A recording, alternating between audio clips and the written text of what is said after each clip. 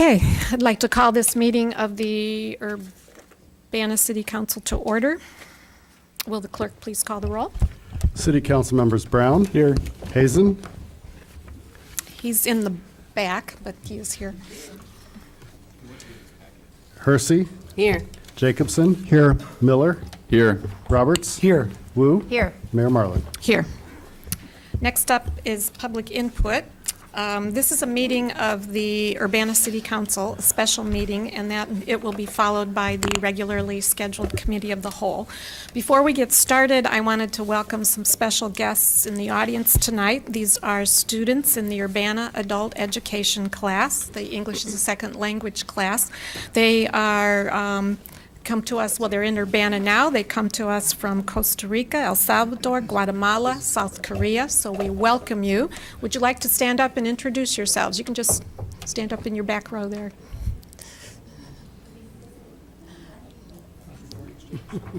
English as a second language students, yes. Yes,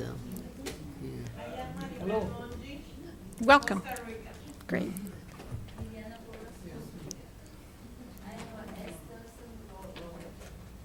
Great. Welcome.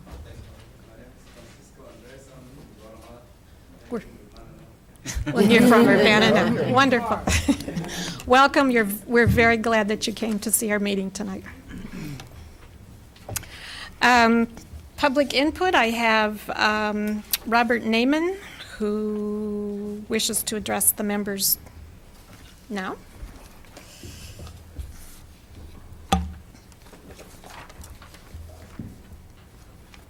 Are these both live? Should be. You have my choice. Yes, just speak into the Okay, good. microphone, please. My name is Robert Naiman. Live at 802 East California in Urbana. I'm coming to address the council on a topic that I have addressed you before, although more of you are here now, which is wonderful, than the last time I came. I want to invite you to a movie. And those of you who were here the last time I addressed you know that I had a plan to invite you to a movie which failed. But now I have a different plan to invite you to a movie which I'm confident will succeed. That plan is to invite you to the Virginia Theater in downtown Champaign on May 8th at 7 p.m. to watch the movie Sadomasochism by Nina Paley. Those of you who have been around or who remember my last presentation know that Nina Paley is the daughter of Hiram Paley, who is the mayor of Urbana and a professor in the math department at UIUC, where I was an undergrad and graduate student. So, May 8th, 7 p.m., and it's free. We're not charging any admission, so you can just show up. So the first thing that I want you to do is show up and get other people to show up. Because the Virginia is a big theater. I don't know if you've ever been there. It's huge. I don't know, it's like 1,400 capacity. Okay, so there's the top and the bottom. I think if we get 500 people, the bottom is 700. If we get like 500 people, it would feel like the theater was full. I wouldn't be, humiliated. So that's my goal, 500 people. So that's the first thing. Show up, bring your friends, May 8th, 7 p.m. The other thing is that,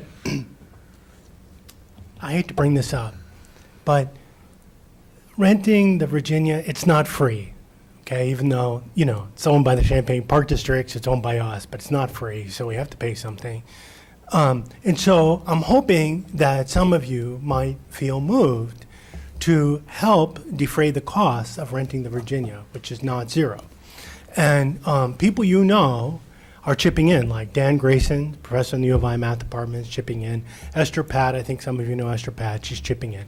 So I figure that if Dan Grayson can do it and Esther Pat can do it, Ron Zog, people are chipping in. So you could, everybody does what they can. That's just America, and everybody can't do the same thing, but everybody does what they can.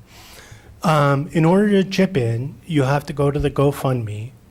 Well, there's other ways to do it, but a simple way is go to the GoFundMe. You can find it easily. You go on Facebook, search for Just Foreign Policy. That's my organization. And it's the top thing on the Facebook page. And do whatever you can do, and you can do it anonymously. That's okay too. Some people are doing. Some of my best friends are donating anonymously. So everybody, do what you can. But please help me do this for Nina, for Hiram, for the First Amendment, because the First Amendment is really important, right? We all agree on that. Like that's what made the U.S. different from the Soviet Union. First Amendment. Okay. So please help out, and I'll be happy to take any questions. Eric? Just a comment to whet people's appetite. Hiram Paley is in the movie. When Nina was making the movie, she came to Hiram, who was, near the end of his life, and recorded him in one of the major roles in the movie. So this movie features Hiram Paley. So if you loved Hiram, this is got to do it. I couldn't have said it better myself. Thank you, Eric. Excellent point. Thank you, Bob. Thank you. I have one other card from Bishop Kim James and Reverend Dr. Evelyn B. Underwood. They wish to continually express their concern about the Dr. Ellis subdivision sewer problems. Okay. We have 2 items of unfinished business from last week. First, and they're both related to the development at 1007 to 1011 West University Avenue. First is ordinance 2019-04-024, an ordinance approving a preliminary development plan for a planned unit development. This was planned case 2373 PUD-19. Kevin Garcia, city planner, has an update in response to questions raised by council last week. Thanks, Yes. Kevin. Good evening. I'll be a lot more brief than last week. Let's see. Why is that not pulling up? Oh, okay. Oh, I close it? Sorry, man. There we go. Okay. Okay, so last week, the City Council asked for more information on these cases pertaining to the IDOT plans for University Avenue. Also, there was a question about the setbacks for the building at 901 West University Avenue, which is the Einstein's Bagels building. To address that second question first, the Einstein's Bagels building received a variance back in 2008 to reduce its setbacks from 15 feet to 0 feet. Regarding the IDOT plans, those were in the supplementary information memo that I sent out, or that we sent out last Friday. And those plans, some marked up plans are in front of you that show the location that we're talking about.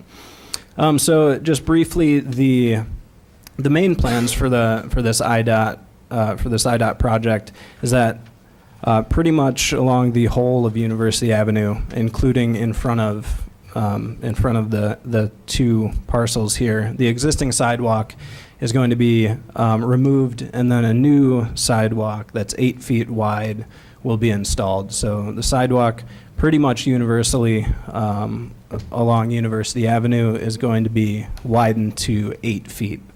So that is one of the main thrusts of the IDOT plans. In this area, another thing that IDOT's going to be doing is installing a new crosswalk, which they'll be installing a lot of new crosswalks like these throughout the scope of the project.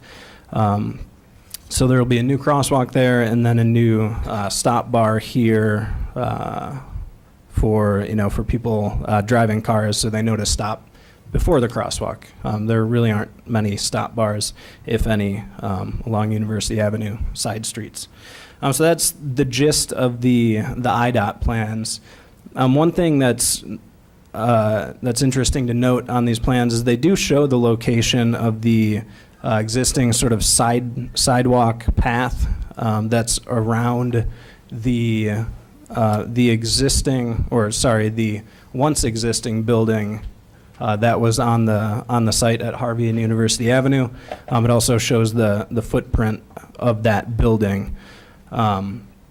And so that sidewalk was set back about 2 to 3 feet from the existing right-of-way.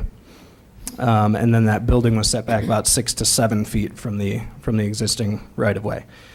I did want to clarify, and thanks to Councilman Brown for bringing up a question regarding the plans.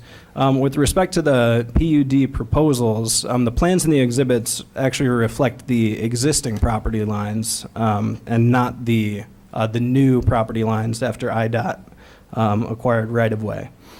So the new line will be 2 to 3 feet further south.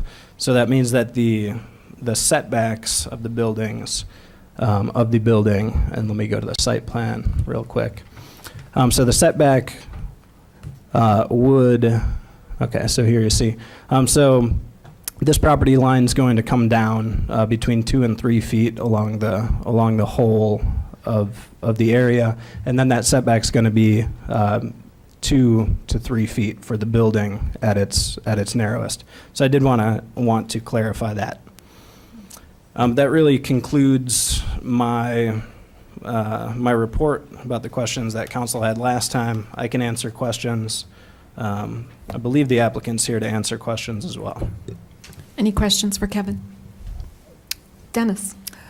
So thank you for pointing out to us that the diagram that we've been given doesn't have the correct setbacks or position in relation to the footprint of the building. So how does that then affect the space between the to-be-constructed sidewalk by IDOT and the footprint where we see it today? Yeah, so if we go back to, since the IDOT plans actually show so this dotted line here is essentially where the new building would be. It'd be where that existing sidewalk is. So there would be, I don't know, 1.5 feet or 2 feet or so between the building and the newly widened sidewalk, if any. Sure. I mean, there might be. So we're going to have a building that's going to be abutting directly to the sidewalk. Pretty close, yes. Okay. All right. And so I'm going to comment about that during discussion. Any other questions? Bill? Yeah, I wasn't here last week. I watched the video, but I don't remember hearing the answer to this. When we have a PUD, planned unit development, is it noticed the same way as the zoning change would be as far as with signs to the neighbors and things like that? It is. Okay, and the people across the alley, I think it's a 14-foot alley there. The people across the alley didn't object to anything because this would basically say we probably wouldn't let you build up to the alley because we don't want to end up with a 14-foot wide alley. No, the people across the alley didn't have any comment. Okay. Was that Smith Apartments? Do you know? Clark Street. Across the alley, be to the south. I'm actually not. I'm Okay. not sure who owns that. And then, yeah, my only other comment was just that there's not a lot of detail on that. What's part of the ordinance? I mean, yeah, the only thing that we're actually voting on is the ordinance and the attachment. And there's not a lot of detail on the attachment as far as what's in the memo, the open space ratio and stuff like that. Is this, it seems like when we've approved plan unit developments before, we've had all that on there. This feels like a preliminary, but not really a final. I know there's it's a relatively small one, so, there's not a lot of, I could see why you don't need a drainage plan, for example. I don't think there's any more impervious surface than there was. It was pretty much all impervious. But it just seems like as far as total square feet, that's not on there. Height of the building's not on there, things like that. Is this kind of a trend now? We're going to leave those off the plan unit development, the part we vote on? No, so I think the plans cover all of the usual zoning or development regulations from the zoning ordinance that need to be covered in a planned unit development. But things like a drainage plan or like a lighting plan, those types of plans would be submitted at the time that the building permits are applied for. I guess what I'm making a distinction between is the exhibits that are part of the memo and the attachment that's part of the ordinance. The ordinance is written with just one attachment, and that's a 2-page thing with a picture and a plan layout. The rest of these plans are all exhibits to the memo and really don't have any legal meaning at all, Oh. because we aren't passing anything. Nothing in the ordinance says you have to go by these exhibits that were submitted with the memo. Okay. Well, I'm sure, I think you could certainly add some of those exhibits to the ordinance. So, for instance, the building height, if you wanted that one, because I know there is an elevation that shows it at 62 feet or 61 and Yeah, some I change. agree. So, It all yeah. seems to be there in the exhibits. It's just, it didn't seem to be part of the ordinance itself, so that was a little concerning. Okay, thanks. okay. Mary Alice? So if I'm reading this correctly, there's two basic items that are being changed based on our building code with B3. The first one is the reduction in parking, and the second one is the reduction in the required setbacks. That's correct. Okay, so as I read this final and preliminary, according to the memo, it states that you would change the minimum front yard is 15 feet, according to B3, and you would reduce both front yards from 15 to 5 feet, and you would reduce the side yard from 11.1 feet to 6 inches. My concern is, Bill pointed out that not everything is perhaps explicitly laid out in the ordinance, but as written in this memo, it doesn't sound like it is complete based on the information you provided today. Is that correct? Yeah, I suppose we would want to amend the front yard along University to, instead of saying 5 feet, to saying 2 feet. And that Okay, should, so- that should take care of it. So I think that, I'm just trying to figure out if there's a way to also work in, if we're going to have to amend this ordinance, if it is moved forward, then I think that we should also move forward something that would amend it to talk about exactly what Bill was addressing over there. I don't know what language that would be, Bill. I'm looking at you, Bill, and he's writing, so he's not looking at me. I just, there's a bit of inconsistency here that I think needs to be resolved as this moves forward. Any other questions or a response? Yeah.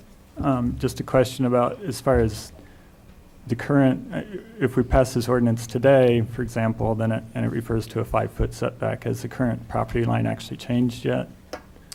I don't believe so. So we would probably be safe just accepting what was in the exhibits, because the current property line is still, I mean, IDOT may have paid money for it, but maybe it hasn't been replatted and recorded and everything. I don't know. There's a little bit of ambiguity, I think we're I waiting. guess. Yeah, and I that's think where we're waiting on the yeah. recording, but Chris could address that if that's okay too. This is Chris Saunders. Chris Saunders, Green Street Realty. Yeah, this is the reason that the IDOT easement is not in the original information is it hasn't been recorded yet. It just happened. Like we've talked about, really nothing changes versus what we talked about before. I mean, now IDOT has the easement that we've talked about all along. Our building's lot doesn't change. The lot line doesn't change. It's just I own part of it, and IDOT owns part of it. They're not going to put a building in that area. They're going to put sidewalk there. So really nothing changes other than we now know. And in fact, I had never even had an IDOT plan of what they were going to put in there until it was shared with me this afternoon in this memo here, showing that's going to be sidewalks. So I didn't know if they were taking an easement for utilities or sidewalk or whatever it might be. I like the idea of the 8-foot sidewalk. I think that's great. I think we talked about the safety along this street, and I think it's going to make it a much more pedestrian-friendly lane. But again, my building doesn't change. We're not, whether we're 5 feet or 3 feet off, it's still in the same location. We're all the way back to the alley on that side, so we can't, without redesigning the building, really can't push the building any further back, or we would. But again, that lot line won't change. We just sold a piece of that strip to IDOT to do their improvements. So technically, I won't own the front 3 feet anymore when it's recorded. But again, there also won't be another building coming up in that location or anything that would be any different than likely what we would have there. We have, remember, this is only the corners. The building comes in and has some space on the, on the insets of it as well. We're just talking about the edges. The other thing that's important to remember too is I believe a lot of that information was in that packet as far as zoning requirements and where we're at. I think the only thing that we are asking for, like Mary Alice said, was the setback and the parking. So there's not any other zoning requests that we need to build this. We can build it by right otherwise with FAR and open space and all the things that are required. Just to follow up on, I think IDOT was also requesting like a 6-foot temporary easement. Will they be able to get in there and do what they need to do before you get started? Yeah, we looked at that stuff today, actually, what I actually signed with IDOT. And yeah, there is a temporary easement in there. There's room to do that and work around our schedule and our plans, it looks like. So we'd coordinate with them, of course, but don't expect any issues there. If I could just follow up on the suggestion on putting more of the exhibits into the ordinance. One easy way we could do that, I think the minutes could reflect, and then we could do that for the final ordinance, is include the entirety of Exhibit B, which, I mean, it has an existing plan, which isn't all that important, but then I think it has the rest of the items that you're looking for in it. Let me just double check. So that would be inclusive of what's there now, but it would also have the site plan and the floor plan as well as the building sections. And that does show the 5 feet, because at the time, and even I believe now, it still is technically 5 feet. It hasn't been recorded. So, we would have changed that had the IDOT and the survey had been done. We would have showed it that way. But we've all talked about it, I think, in all the meetings, the fact that IDOT was taking a strip of land in there, and I couldn't remember if it was a foot, 2 feet, 3 feet. But we made sure, like I said last week, that when we designed the building, that we made sure that I was building on my land, so I didn't have to come back later and say, oops, actually I'm on IDOT's property now and I cannot build there and I got to move the building around. So we are comfortable. There's no deed restrictions in our deed that says we have to be a certain amount of feet from IDOT's property line now. So this, again, I don't think really changes anything other than there's now 2 owners of that parcel, myself and IDOT. Just a second. So if that were to be included as an amendment, it would have to be attached to both the preliminary ordinance and the final? Yes. Okay. And Dennis, you had a question? Yeah, Comment or question? maybe, and Lori, for you as well. So you're recommending that we add Exhibit B, which is the zoning map, or is there more to it than you're talking about? I think to get at Bill's concern, that if we were to add all of the pages that exist in Exhibit F, F. Oh, that it would have everything that I think he normally would see. So it's Okay. exhibit F. yeah. Now, I agree with that, because I thought you Correct. said Exhibit B. I'm sorry if I did. All right. I'm still on jet lag. Well, okay. I hope you rest. It's F. So I have one more question then. So in the elevation drawing, which, the building is a pretty good-looking building, it certainly is comparable to other things that we've seen being built recently. It shows that there are trees spaced along the sidewalk in the parkway. Who's going to be in charge of making sure that trees actually are planted there? And is it the intent, or is this merely just an architect? Is this artistic demonstration, but there's no tree planned? It's a pretty picture. I'm not sure what IDOT has planned. That'd be their sidewalk mostly, so I'm not sure if that shows if IDOT's planning on putting tree grates in like they did in Champaign along that section or not.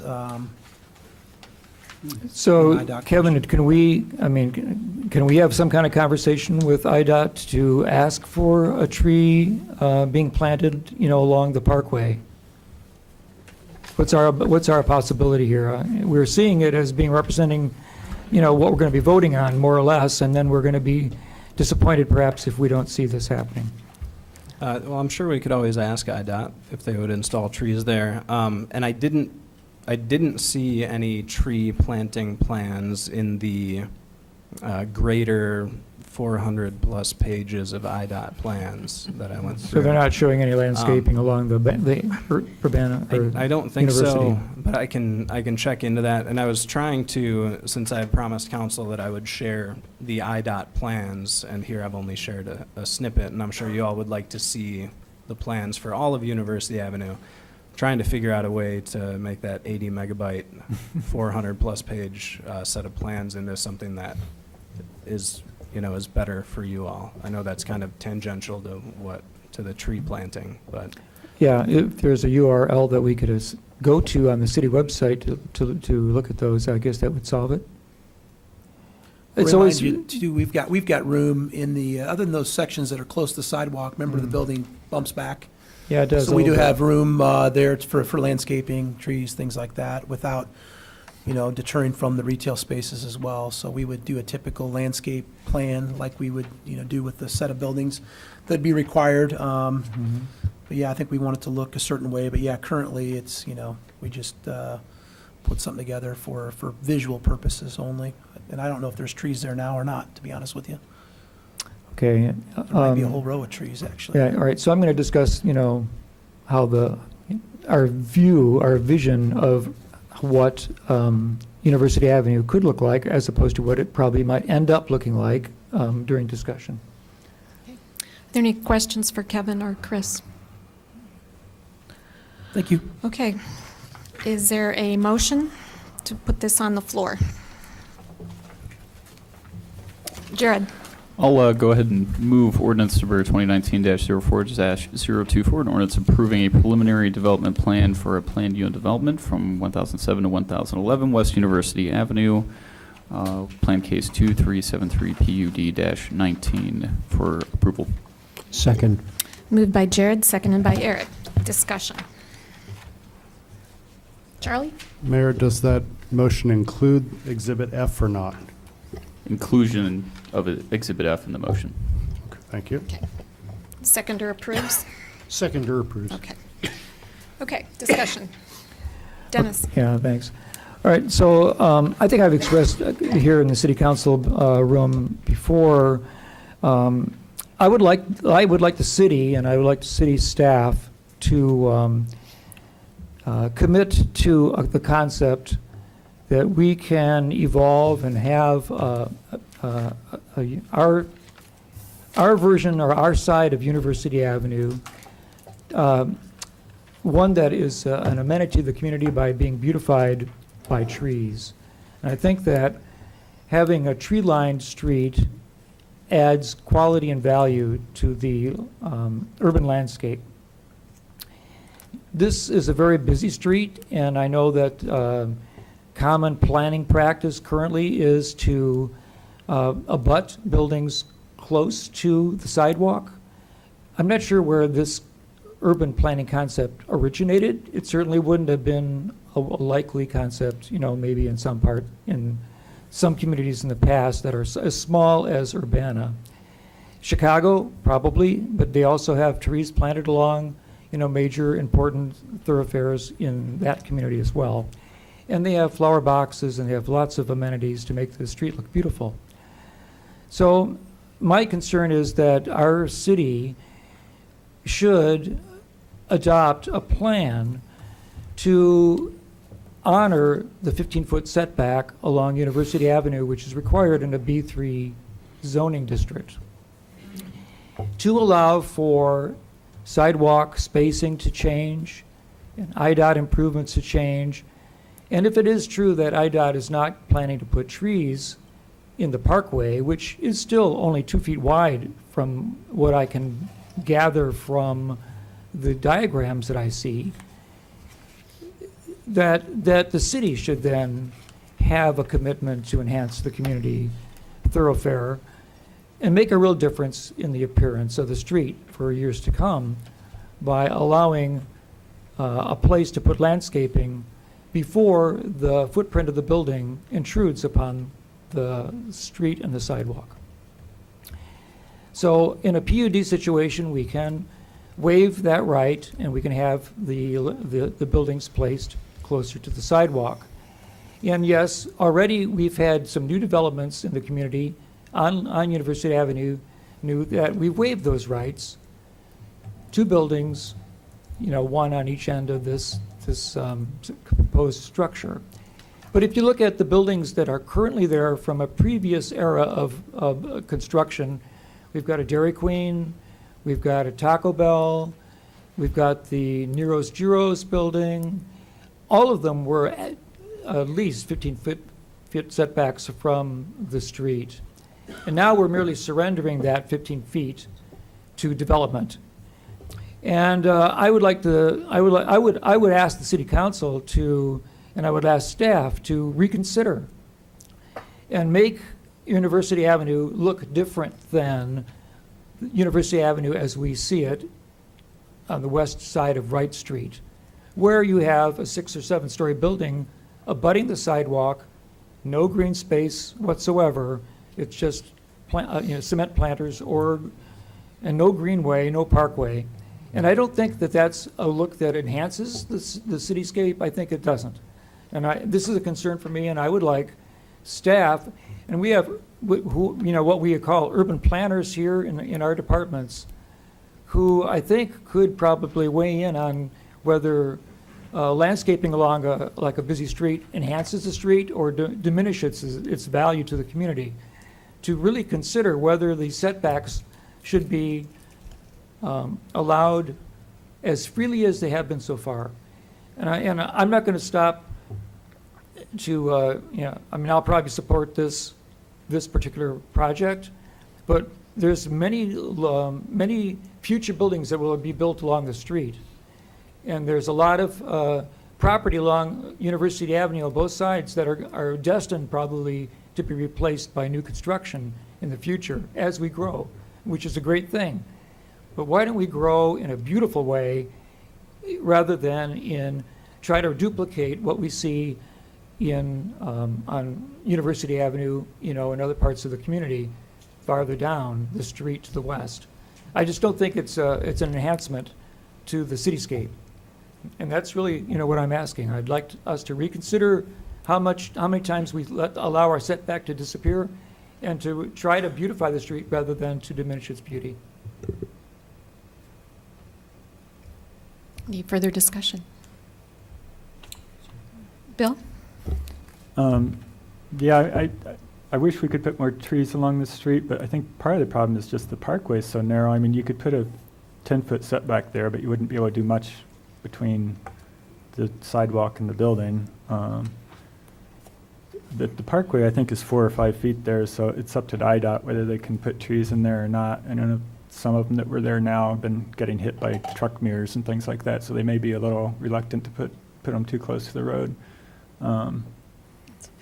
As far as the building layout, I know across the street there's a bus stop, and there's currently a bus stop here on this side. If that continues with the awning and stuff on that building, you might be able to put some benches in there and provide. I think the bus stop across the street at Campus Circle is a private bus stop. It's on their property. I don't know if MTD owns it or not, but you might consider something like that.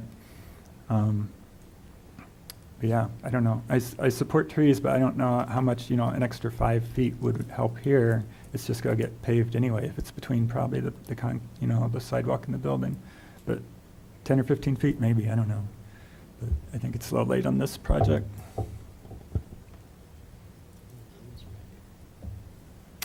Dennis? Yeah.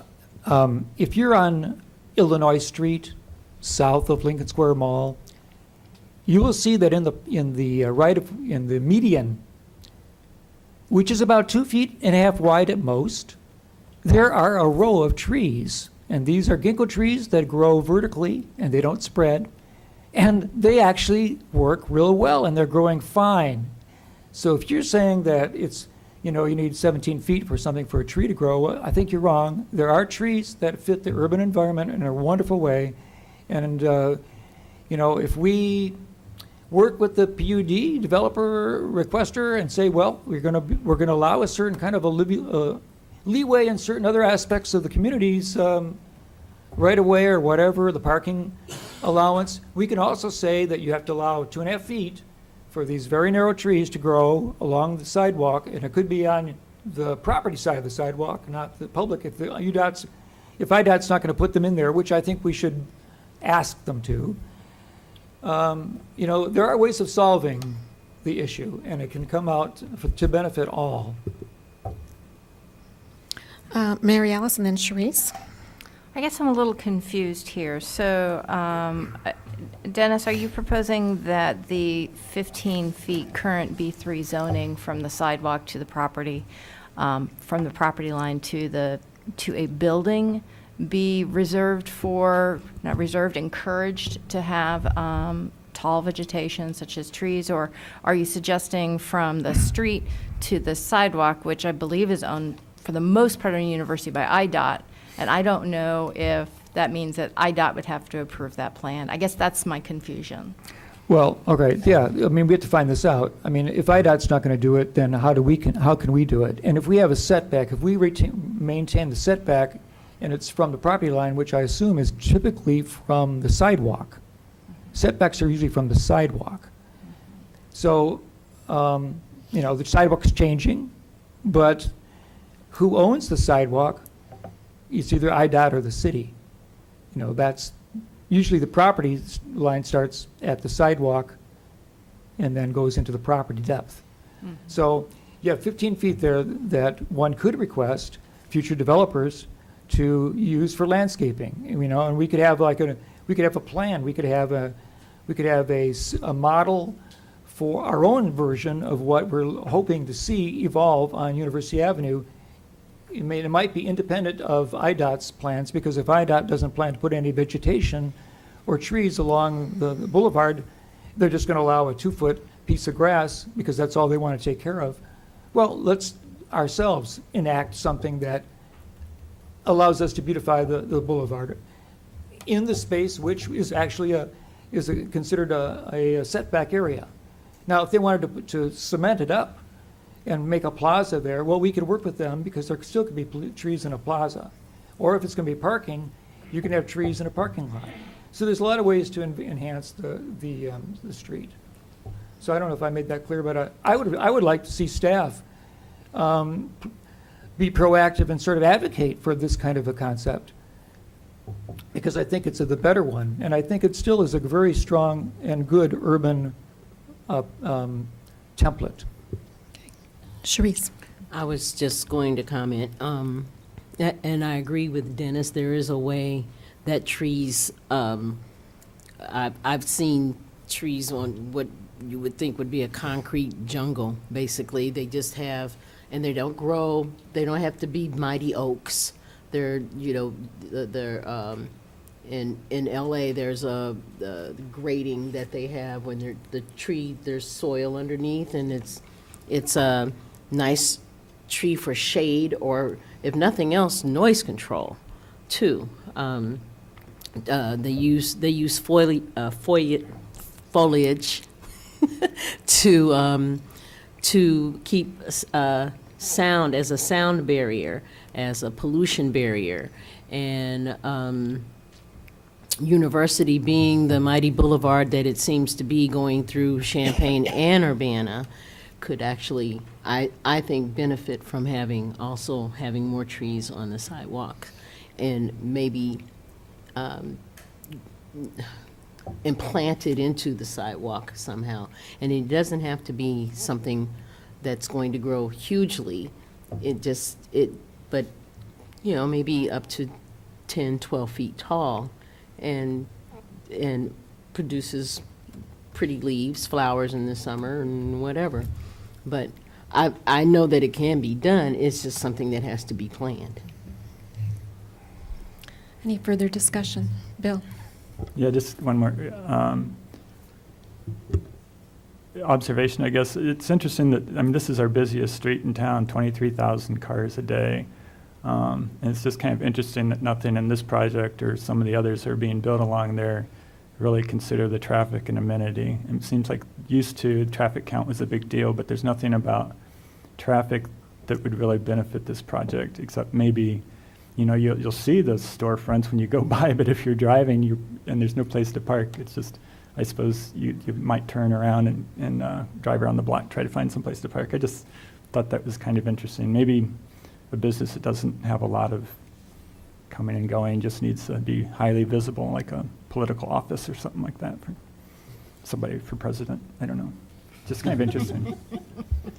There's plenty of those. Did you have a question or a comment, Jared?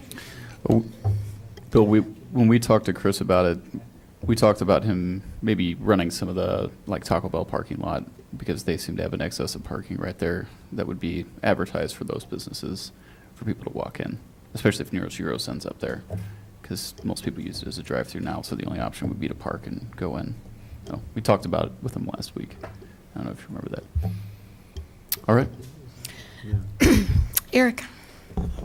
So I'm just browsing through some images of trees in New York City, which is really a terrific inspiration because you see these beautiful trees growing right out of the sidewalk. And they're next to pretty tall buildings, which cast a lot of shade. So, they don't need, that much sun. So we could do it. We could do it. And IDOT has a mission for beautification. That's some part of them is supposed to do landscaping, not just build roads.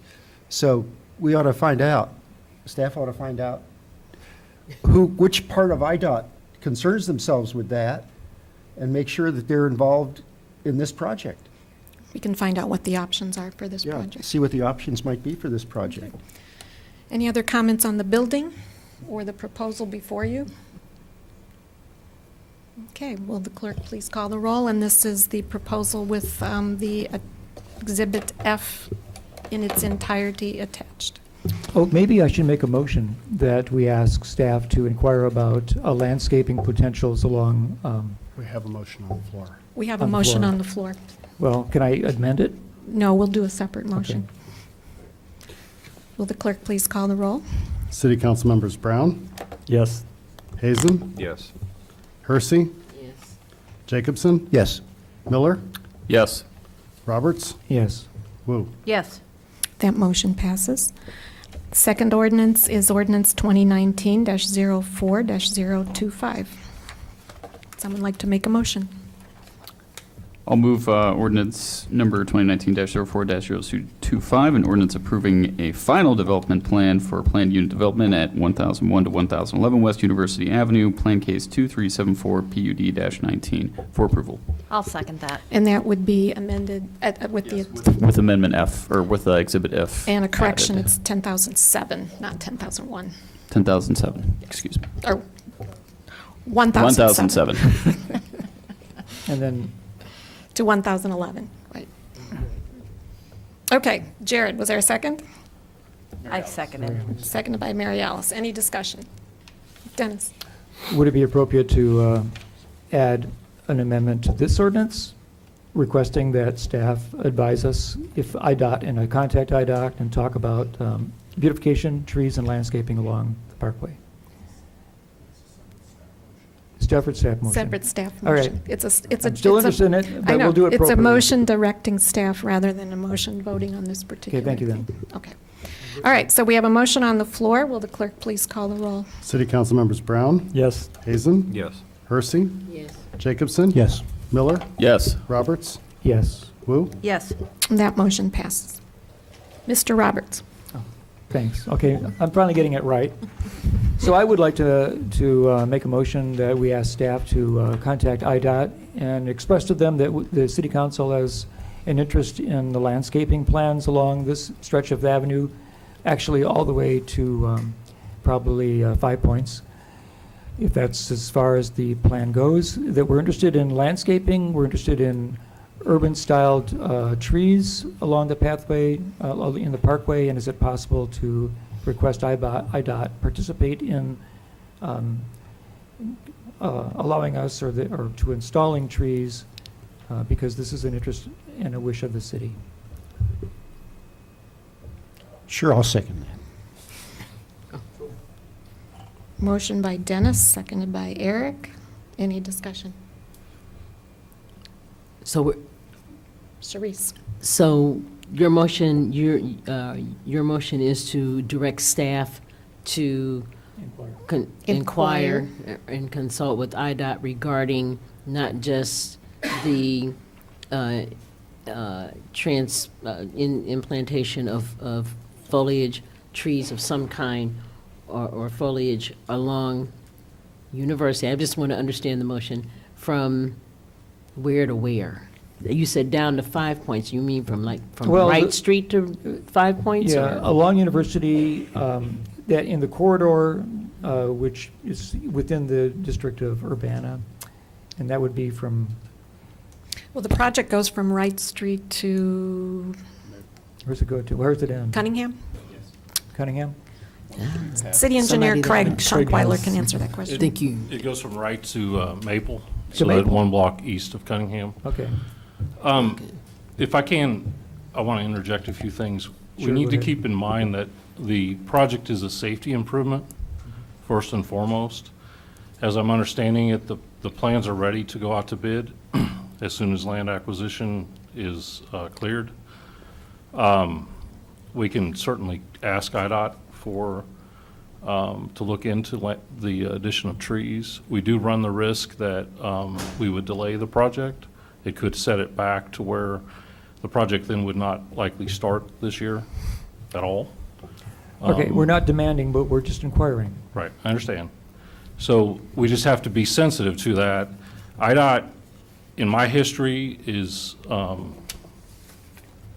going above and beyond what they typically do with a project like this. So we just have to be sensitive to how we, add more to the project. Now, my one suggestion is we can ask them about certainly we can do that, but we could look at asking if we could add beautification at a later date, meaning that we get the infrastructure in place and there could be something worked out with city. In the past, a lot of these things have been amenities that the city would have to pay for, not IDOT. IDOT is not in the business of beautification. They're in the business of moving vehicles and now addressing safety improvements. I'm just telling you from my background as an engineer dealing with these folks. Okay, so my understanding is then that they might not be interested in placing the trees in, but maybe they would give permission for trees to be placed there? It could possibly be. There could be an agreement, if, as long as it's installed in a safe manner, meaning it doesn't impede anything within the right-of-way. Okay, well, maybe then staff could at least say that if this motion passes, that the city has inquired about it, they would prefer to have some landscaping along the street, and if it was not prohibited, would they? I would be happy to try to come up with a beautification plan when the construction's finished, if that's the most appropriate thing as far as their construction plans. Right.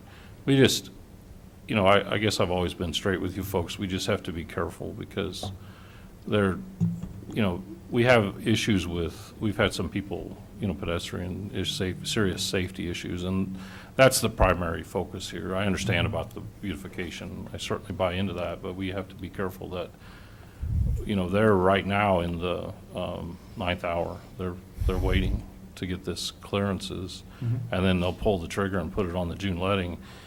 These things to go on the June letting, they have to be ready, and I'm sure their timeline is pretty tight right now to get it in there. Then it delays it, and then we run the risk that we don't even start construction this year at all.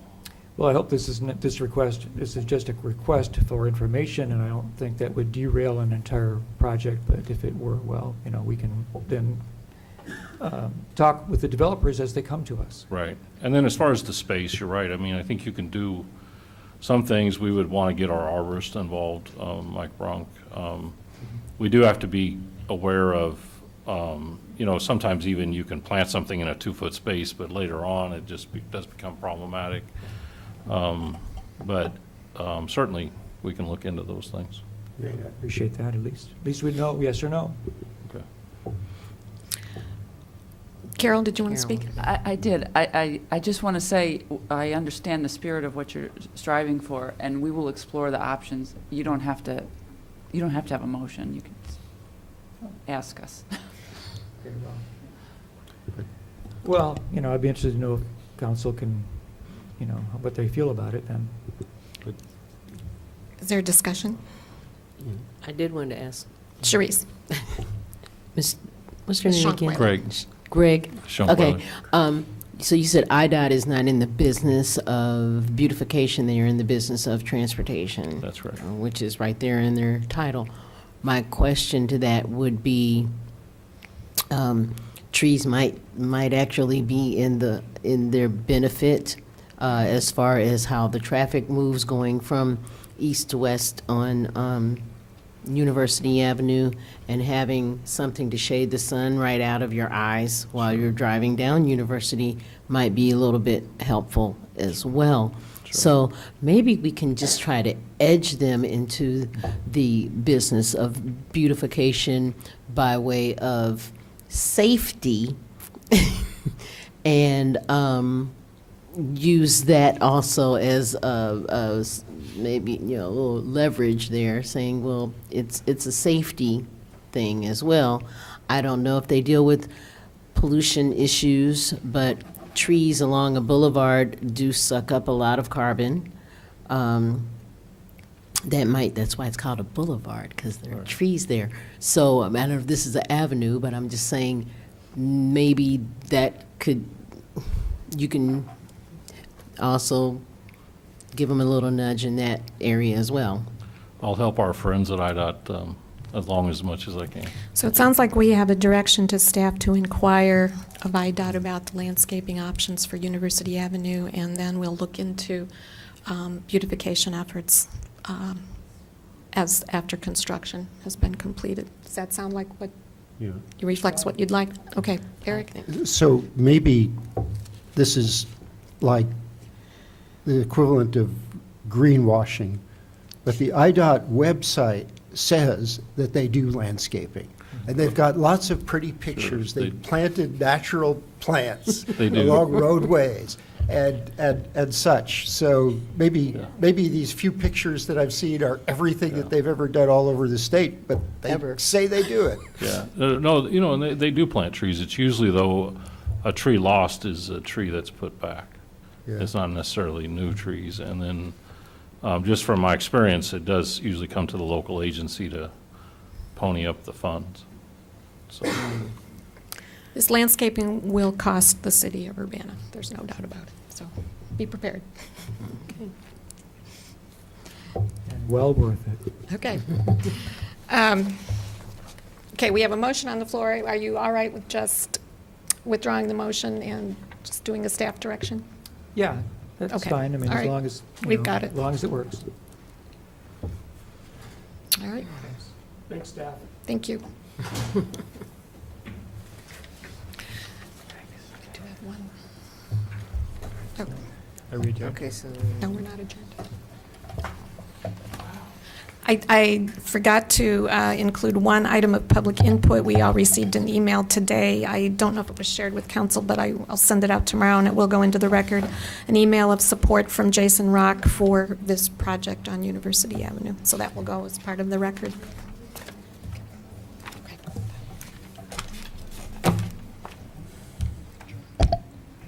Now you can say we are adjourned. You're still in charge. Oh, I'm still in charge. Got confused on my meetings. This meeting is adjourned. Okay, thank you. Thank you. And coming up next is the City Council Committee of the Whole. Would the clerk please call the roll? City Council members Brown. Here. Hazen. Here. Hersey. Here. Jacobson. Here. Miller. Here. Roberts. Here.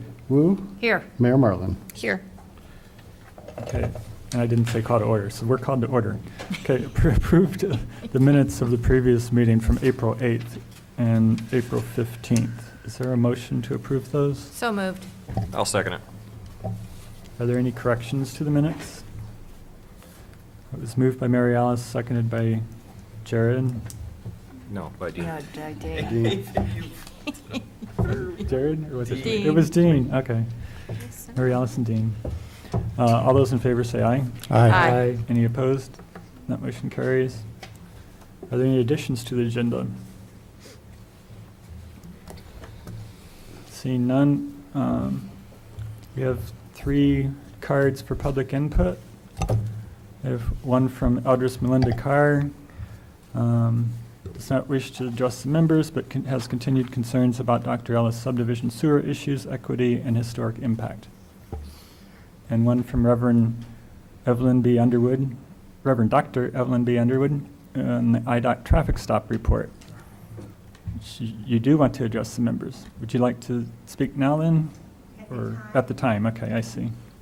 At the time. So we'll hold off on that one, and Daryl Cruz is going to speak at the time as well. So that's all I had for public input at this time. Do we have any presentations? Seeing none. Staff report. Mayor Marlin had a letter. Yes, I just wanted to read a brief statement. I know there are many questions and concerns regarding the traffic crash between a vehicle and a pedestrian at the intersection of Main and Vine on April 11th, 2019, which tragically resulted in the death of Urbana resident Shelley Taylor. On behalf of the people of Urbana, I wanted to convey our deepest sympathy to her family and friends. The driver was issued a traffic citation for failure to exercise due care. Because a traffic citation was issued, the matter is now in the hands of the Champaign County State's Attorney's Office. Public release of information related to specifics of the crash is at the discretion of the State's Attorney's Office. The city cannot comment on the specific facts of the crash as they relate to the actions of either the driver or the pedestrian at this time. What I can share with you is that the city has taken several measures in response to this incident. The Urbana Public Works Department conducted 2 separate diagnostic tests on the traffic devices at this intersection. The Urbana Police Department has conducted an additional test. All 3 tests indicated that the devices were functioning properly. We understand there's concern about the layout of that intersection as it pertains to safety of pedestrians. The City of Urbana shares concerns for the safety of all who travel in our community, be they bicyclists, pedestrians, or drivers. Accordingly, I've directed the Urbana Public Works Department to initiate a third-party study of the intersection to evaluate the functionality of the system. We'll keep you updated as this evaluation proceeds. Okay, thank you. Are there any other staff reports?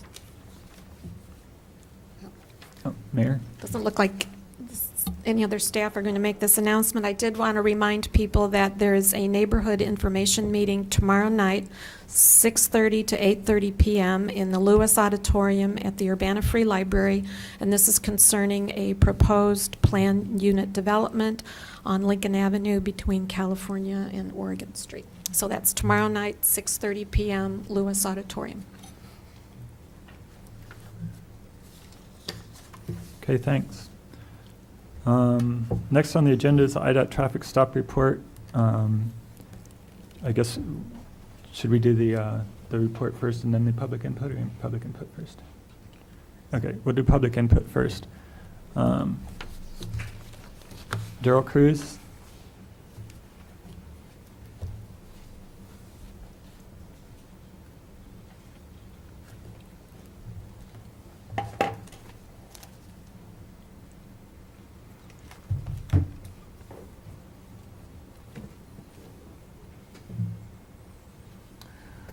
Good evening. I just clear my throat real quick. I hope you had an opportunity to read the information I sent you at the end of February, and also on the email I sent this past weekend. And I'd really like to get to the crux of the presentation as I've read through it, and make several comments very quickly, if I may.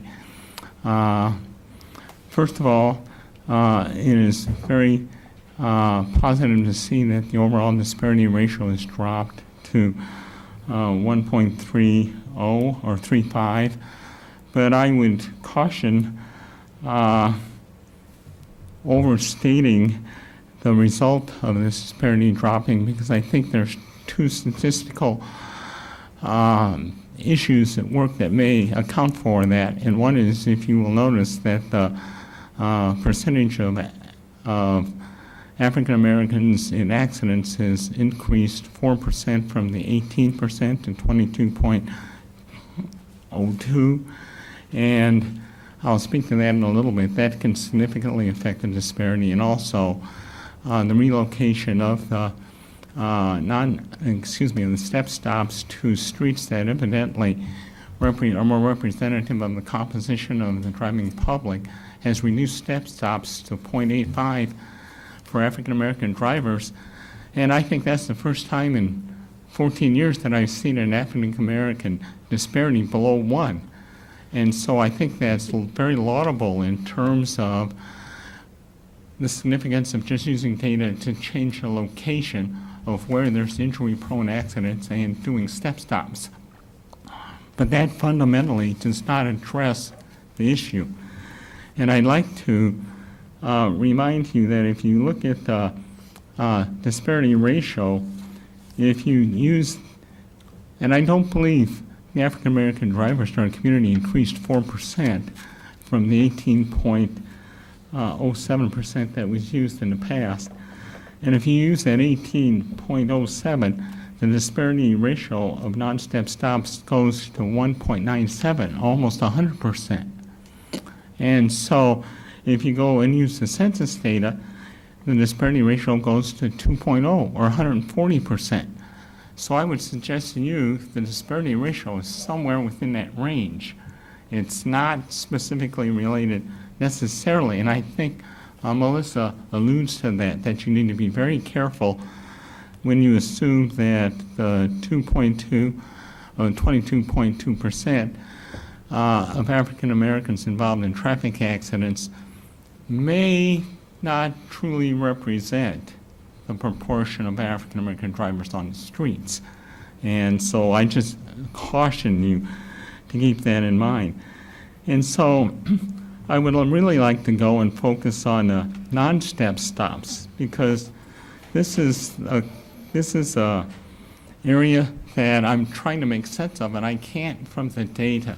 And here's the reason why I find this so confusing, is that when you look at the non-step stops, you'll see that there's a racial disparity that's present. But you also, when you look at the motivation for stops, which I mentioned, the motivation for stops, 98% of all stops are traffic issue or community caretaking. And one must remember that traffic issue simply means officers are trying to enforce traffic laws, hopefully equitably throughout the community, to make our streets safe and reduce accidents. And community caretaking is to stop the driver for the purpose of educating. At least that's the definition given in the report. Only 2 or 3% of them are targeted patrol. And at one point in time, and I would go back 3 or 4 years, because the targeted patrol, and to use the example as a pretext for a stop to do an investigation, actually makes a very small percentage of all the stops. So if in fact Urbana police officers are enforcing traffic laws equitably throughout the community, and their motivation for the stop is simply a traffic violation or community caretaking, then it would seem like there should be no racial disparity. But we know that that's not the case, and that in fact there is a racial disparity. So the question is, why does the racial disparity now seem to reside in non-step stops? I would suggest to you that the reason may be twofold. It may be inadvertent or intentional in police officers stopping certain drivers that they aren't accurately reporting, or the location in which they're conducting these non-step stops may be just a very few words left, if it's okay just to finish, is just like the step stops. Maybe they're being conducted in neighborhoods and locations that are disproportionately unrepresentative of the community as a whole and over-representative of the African American community. If that in fact is occurring, either of those two explanations, they can be corrected, because policing if in fact the motivation is a traffic issue or community caretaking. If it's done equitably, race should not be a part of how those stops occur. And so I'm having trouble reconciling the data saying one thing and yet recognizing that there's a significant racial disparity in the other. And so I hope that the UPD can address that question. I hope you will ask that question. And I hope at the next presentation that if you need additional data, and I gave some suggestions in the email of what that data might be, that you can ask of the UPD, that you might be able to determine why this apparent inconsistency seems to exist based on data that we're assuming is accurate at this point. And that's what's stated in the report also. There's possibility of error, but by every intent, the UPD has said they are presenting accurate information as best they can. So I'll take them at their word. So I'm trying to reconcile that, and I can't. Okay. Thanks, Daryl. Yeah. Thank you. Reverend Dr. Underwood? Are they going to give a report after we do it after they give their report? I think they were going to go through what was online. I probably won't understand it any better anyway, so I just go on and just say what I'm going to say. I'm Reverend Dr. Evelyn Underwood. Right now, I've been going over this. I went over this data, and I've been at the meetings when our representative, former representative was here, and I had all of that information. Well, at this time, there's some individuals and organizations who wants me to give a report. And I'm not understanding it any better. And I've had Mr. Cruz, he's been on my radio program several times. And individuals have asked me, as a result of my supposedly background and looking at it, I'm still not understanding it any better and able to reconcile it. And I see now, I don't feel very badly since Mr. Cruz, who's more educated in the area than I am, and he's not understanding it. So I'm going to have to go further in listening to the council. And I was thinking that maybe it's been talked about that maybe the council, with all the other things you people are doing, you might want to get a commission or a committee to work with this. And I hope y'all might consider it, because it's more confusing now than it was 5 or 6 or 7 years ago. Thank you very much. Thank you. I don't know if I can answer the people who are looking to me for an answer. I know I can. Okay. Thanks. Okay, that's all the public input I had. Is there a presentation? Melissa Haynes, our police statistician person. Crime analyst, that's it. And Chief Seraphin.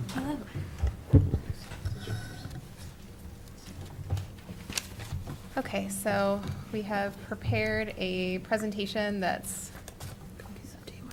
echoes what's in the report. I've got the sections labeled as the report, so hopefully you've had a chance to look through the 30-page monstrosity. Go ahead. Welcome. So tonight we're also gonna do a couple of things. I'm hoping that tonight that the document you received, 28, 30 pages, coupled with this report that we're going to go through the slides, hopefully brings a little bit of clarity to this. I've not sat here before during the course of this particular presentation, but I'm hoping that there is a little clarity so that we don't have, I don't want it to be confusing. There are multiple audiences that we're talking to tonight. Obviously the mayor and council and you folks up here. There's a lot of people in the community that want to hear this. There are police officers that are going to watch this. So there are other people that want to see this, and we're hoping tonight that we provide you with something that you can, that is digestible for everyone. And so I will now be quiet and let Melissa lead this. Thank you. Yes. So got an overview of the different sections that we're going to cover, and this mirrors what's in the report that you should have and is also available online. We'll go through the amount of traffic stops that Urbana Police has done. We'll talk about benchmarks and what that means, and then looking at disparity ratios, the different decisions that are made with the decision to stop, and then the decisions that are made after the stop, so the outcomes of the stop, and then looking a little bit closer at searches and arrests made during traffic stops. So going back to 2004 is when IDOT, the Illinois Department of Transportation, legislatively required that all police officers, when they made a traffic stop, filled out a traffic citation or a traffic warning and submitted that information to IDOT, who then compiles it and puts out these reports. So this data has been collected by every agency in the state for a long time. I think Urbana does it pretty well. So we're going to run through all of the different information that the officers note down on the ticket, and then in subsequent police reports if those become necessary. So in 2018, Urbana police officers conducted 3,514 traffic stops. You can see that the amount varies over the years. That's higher than the last 2 years, but it wasn't higher than the previous 4 years before that. So statistics-wise, what I like to do is look at a rolling 5-year average. So I'll take 2018 and I'll compare it to the average of 2017, 2016, 2015, 2014, 2013, average those together and compare it and see what's the range, what's the standard deviation, and is what we see in the present year far enough outside of that to call attention to it. So in academic literature, you'll look for something that's more than 2 standard deviations outside of the mean. In practice, I like to flag anything that's more than 1 standard deviation outside of the mean. So any of the numbers at the bottom for the Z-score that's above a 1 or below a -1 are things that are notable. So even though we did more traffic stops this year than we did last year or the year before that, it wasn't more than the year before that, the year before that, or the year before that, which also goes into the 5-year average, telling us that we actually did fewer traffic stops than our 5-year average, and that was within the range that we would expect based on the practices that we've done in the past. There's also a geographic component to traffic stops. And so we've got mapping software now where we're able to take the location of the traffic violation and put pins on a map. When you do it with 3,500 traffic stops, though, you've got a lot of these pins that overlap. So the way that's most useful to visualize it is with a density. And so that takes each point and it does a mathematical calculation to say, okay, how many points are within whatever radius I define, which is usually about a 1/4 mile of this point, and then it shades it kind of like a weather map. So it'll give us a density of the traffic stops that Urbana Police Department is conducting. Now, this is not perfect. We're missing that kind of overshadows Windsor Road. We do a lot of traffic stops on Windsor Road. We've got accidents that occur here. We've got accidents with personal injuries that occur here, but the intersections are more spaced out. So it's not a perfect visual representation, but it's better than this one. Okay, moving on to section 2 with the benchmarks. So we know the demographics of the drivers that we stop. That's indicated by the police officer on each traffic ticket. And you can see over time, starting in about 2012, the percentage of African American drivers that Urbana Police has stopped has been about 30% pretty consistently. It was higher in 2011, it was higher in 2010, higher in 2009, but since about 2012, it's hovered pretty close to the 30% range. Caucasian drivers hover pretty well around the 55% range. Hispanic driver between 3 and 5%, and then Asian drivers between 8 and 11%. So there's overall, most stops are 55% stops are with Caucasian drivers, about 30% stops with African American drivers, and then a lower percentage for Asian and Hispanic drivers. So what does that mean? To come up with a disparity ratio, we take the percent of the race of the stop drivers. So if we were looking at the African-American disparity ratio, we would be taking 30%. That's the numerator. To come up with the ratio, we divide it by the percent of the race of all of the drivers on Urbana city streets. It's that denominator that's a little bit harder to approximate. So when IDOT, as they've done since 2004, has collected all of their data, what they use and what we don't use. IDOT uses the 2010 census data, and that they include anybody over the age of 14 that has a residence in the city of Urbana, not accounting for half of the drivers that we stop in Urbana don't live in Urbana. So this is not a very good measure, but this is, if you look up the IDOT report, this is the denominator. A better proxy to estimate the drivers on Urbana city streets are drivers that are involved in traffic accidents. And so there aren't as many traffic accidents as there are traffic stops, and I know that different patterns of construction and different weather conditions can cause some fluctuation year to year. So I use a 3-year rolling average to try and level out any of the large fluctuations that may occur year to year.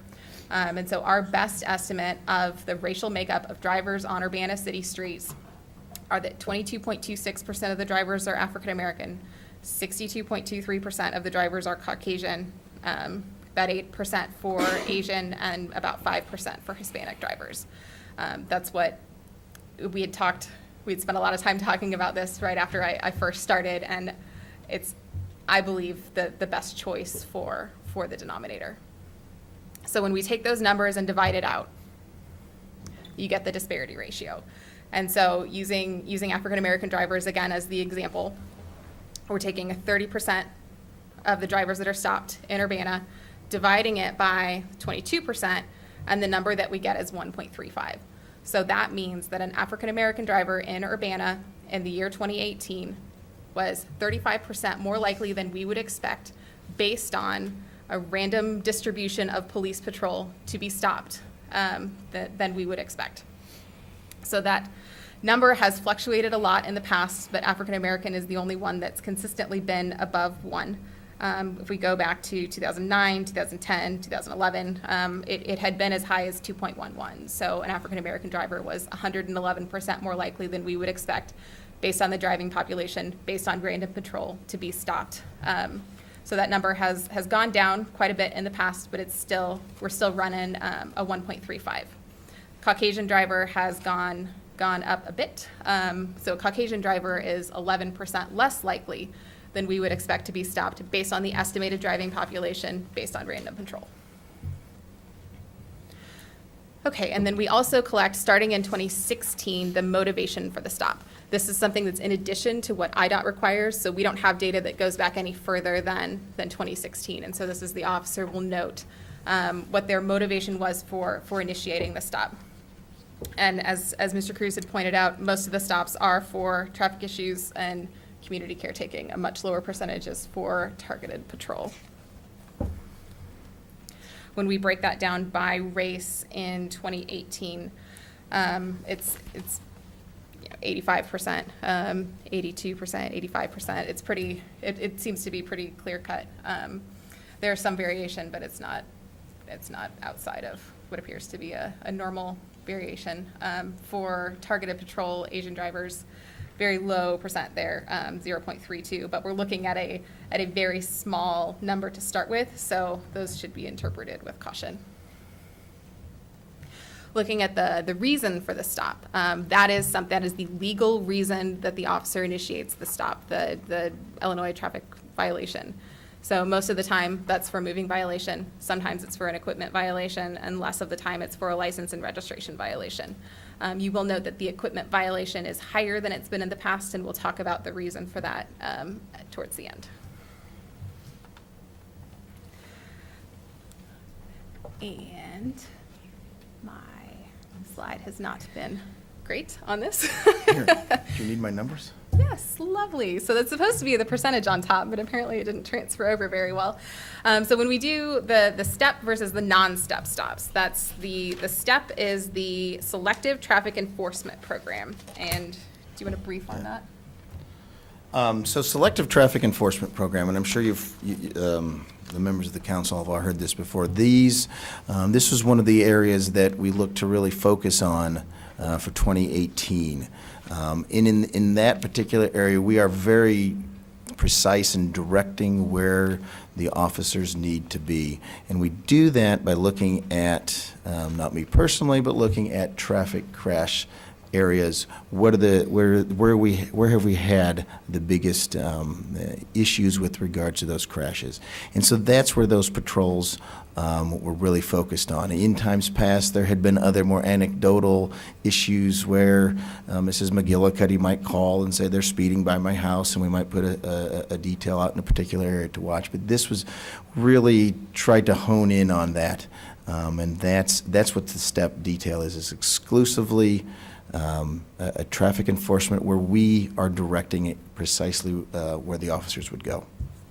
And so for the last 2 years, that number has run about 38 to 39% of all traffic stops have been part of the STEP detail, where an officer is assigned to the STEP detail and is not responding to other patrol calls. They're there specifically to do traffic enforcement at the area and for the reason that has been outlined. In the past, that was at about, it varied from year to year, but 21 to 28% were STEP stops. But for the last 2 years, it's been closer to 39%.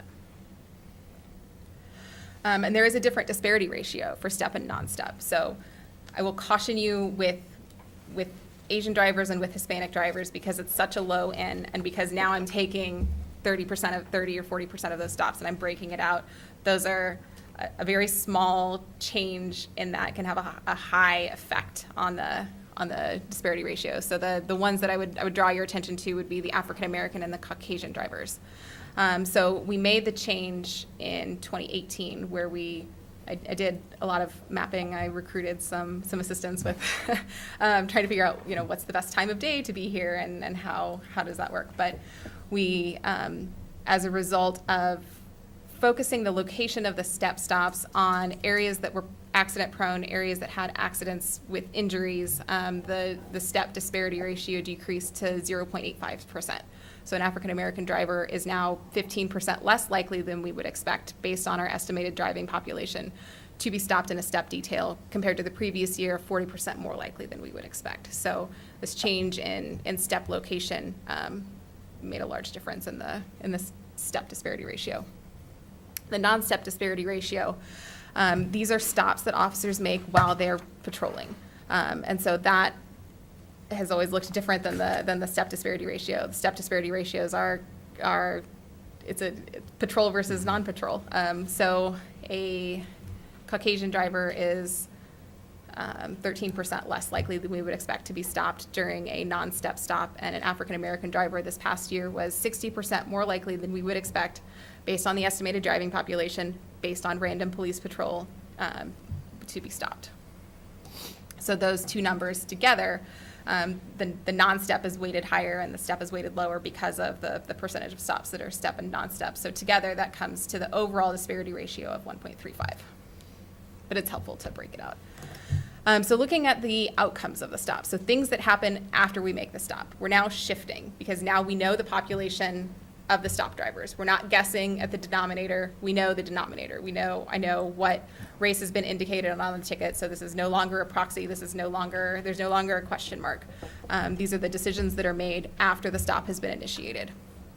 There's not a big difference in the time between citation warning and something that's more serious than a traffic violation across races by more than a couple of minutes. For the outcome of traffic stops, the outer ring is 2018. The inner ring is the 5-year average.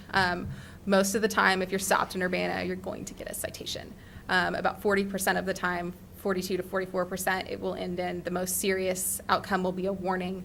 And then in 3% of cases last year, but 5% of cases in the past 5 years, ended in something more serious than a traffic violation. Those are things such as driving under the influence, things as driving under a revoked license, things that are more serious than a simple, traffic violation. And then I have the Z-scores up here too, just as kind of has this changed significantly over the last 5 years. So the ticket rate has decreased by about a half a standard deviation, so that's not something to really pay attention to. The warning has increased by 1.03, so it's there, but it's not greatly. And then more serious than a traffic violation has decreased by 1.5 standard deviations, so that's a notable decrease.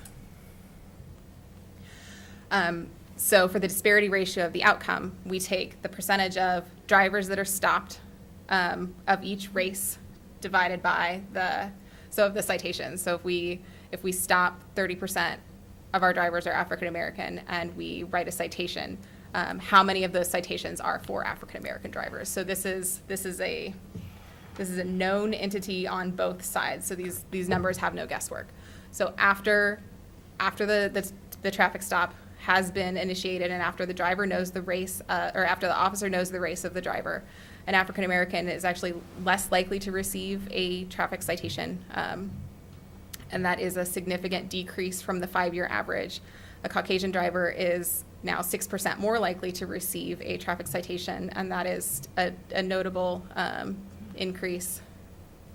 And then a Caucasian driver is less likely to receive a warning, and that is a very notable decrease, because these numbers had been running so closely for such a long time that even though it's only a decrease in a 4% range, it's big compared to what the range had been in the past. An African American driver now is now 8% more likely to receive a warning than we would expect based on the stopped percentage of African American drivers.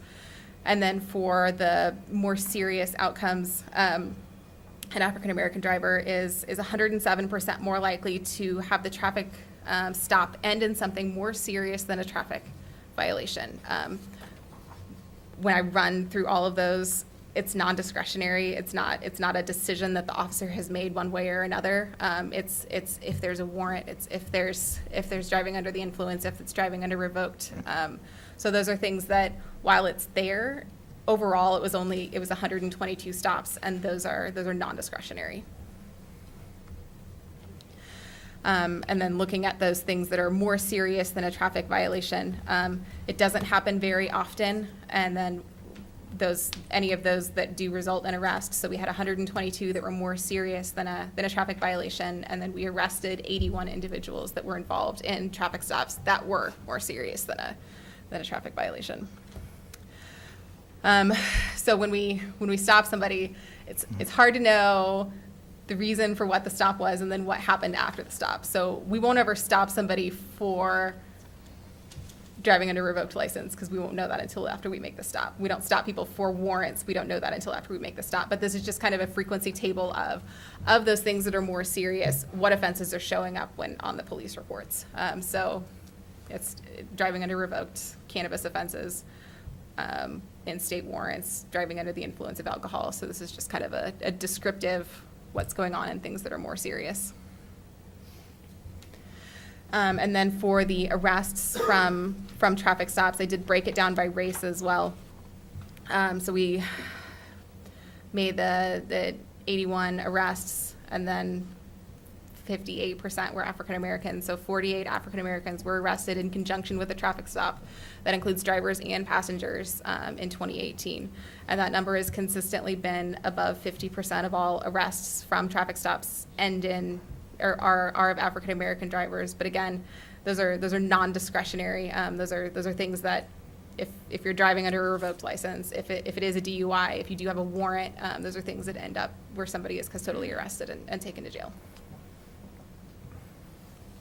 We added the beyond the scope checkbox, so we could get a better, whether the motivation is a targeted patrol or whether it comes after the stop. That's kind of a harder thing to measure. So we can look at traffic stops that end in something that's beyond the scope of the original traffic stop. So these don't include things like DUIs. They don't include revoked driver's licenses, because those are all things that you would discover in the scope of a regular traffic stop. But if it's questioning beyond, if it's a consent search, if it's a dog sniff, if it's questioning beyond what ends beyond a regular traffic stop, then officers will now note that on the ticket, and that gets entered into the computer. So it's a real low number. So 98, there's 98 in this little bar here, and that includes 52 that were questioning only and did not include a dog sniff or a consent search. So we talked about a better way to measure that, and then we added that onto the ticket, and it's 2.8% of all stops ended anything other than beyond the scope of a traffic stop, including dog sniff and consent searches and just questioning. Consent searches and dog sniffs, it's such a low percentage. We did 23 consent searches in 2018. We did 24 canine sniffs in 2018. Overall, it's a low percentage of all of the traffic stops that we do. Okay, so onto the geography of traffic stops. So the density of the non-stop traffic stops, which is where we see the most disparity in the overall disparity ratio with African American drivers, it's most evident at the level of non-stop traffic stops. We can map it with the density, as I showed before, where I can pull out just the stops of African American drivers, and I can pull out just the non-stop stops. And so these are only 2018 stops, so it's a little bit, I'm taking a small number and I'm making it smaller, and then I'm making it smaller again. But this is still, it's an instructive way to try and figure out. Okay, and so we can overlay that with citizen-initiated calls for service. So I'm taking out anything that is officer-initiated. So if an officer is driving and sees something and then makes a stop, and he or she has initiated that action themselves, that's not included in here. These are only incidents where a citizen has picked up the phone and dialed 911 and asked for police assistance. It seems to be more of a function of geography. So the African American non-stop stops, the patrol stops, are taking place in areas where we're getting more frequent calls for service. And then I said that we'd circle back to the equipment violation stops. So we had an increase in the percentage of equipment violation stops because we started a new program in July. Do we want Preston to come up, or should I just go through? You want to give Preston? You available? All right. Here you go. You need my, I got you. I don't really need it, but I can make it work. Good evening. Good evening. So where do we want to start? If you just want to give an overview of the program, what it does and when it started.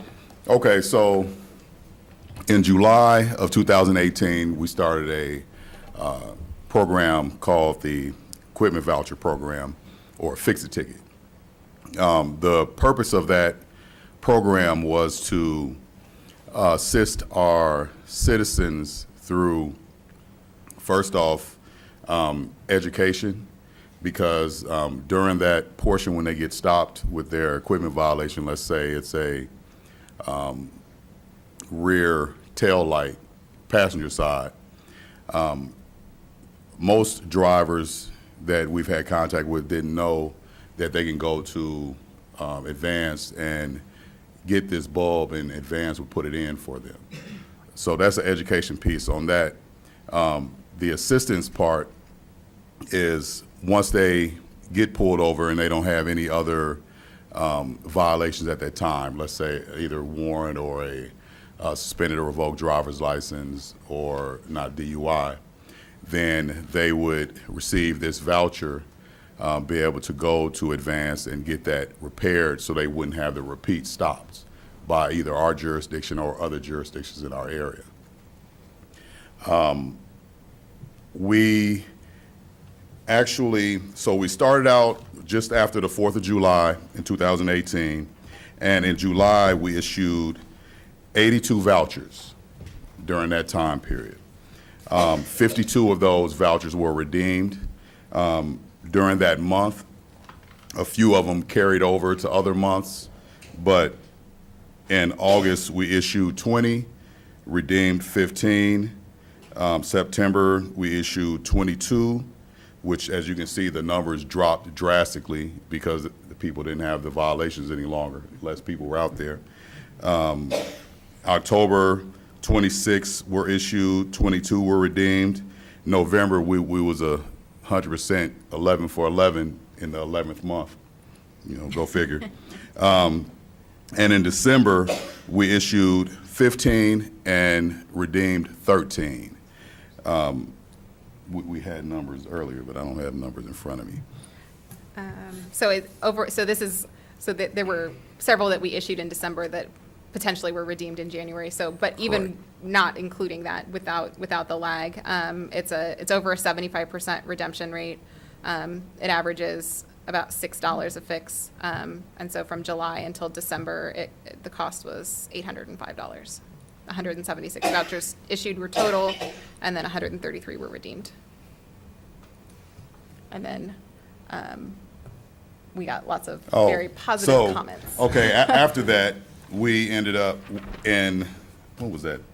We started in October. We started in October with a survey because we thought it'd be a good idea to see how the community felt about it. They didn't have to fill out the survey if they didn't want to. It wasn't a mandatory thing with the voucher.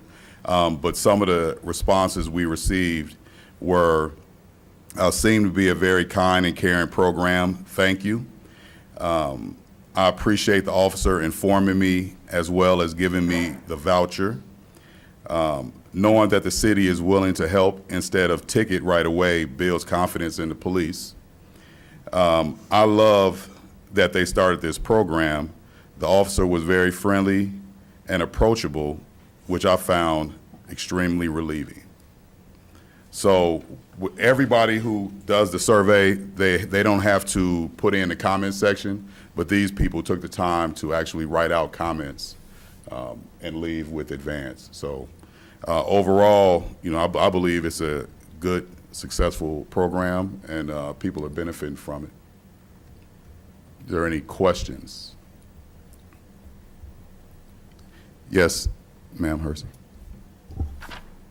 I was just going to ask on a whole, and it's nice that you got these comments, but also regarding the survey on the whole, what were the results?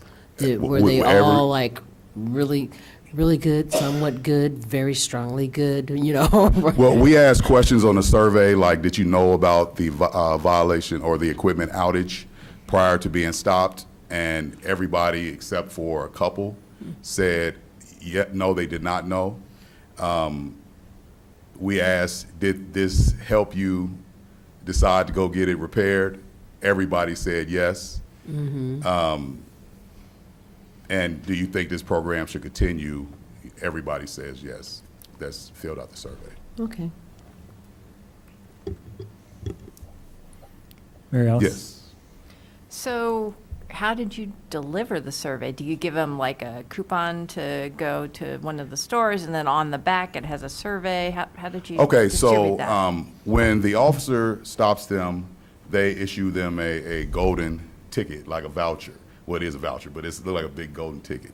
On that voucher, it advises them where they go to get the item, the light bulb.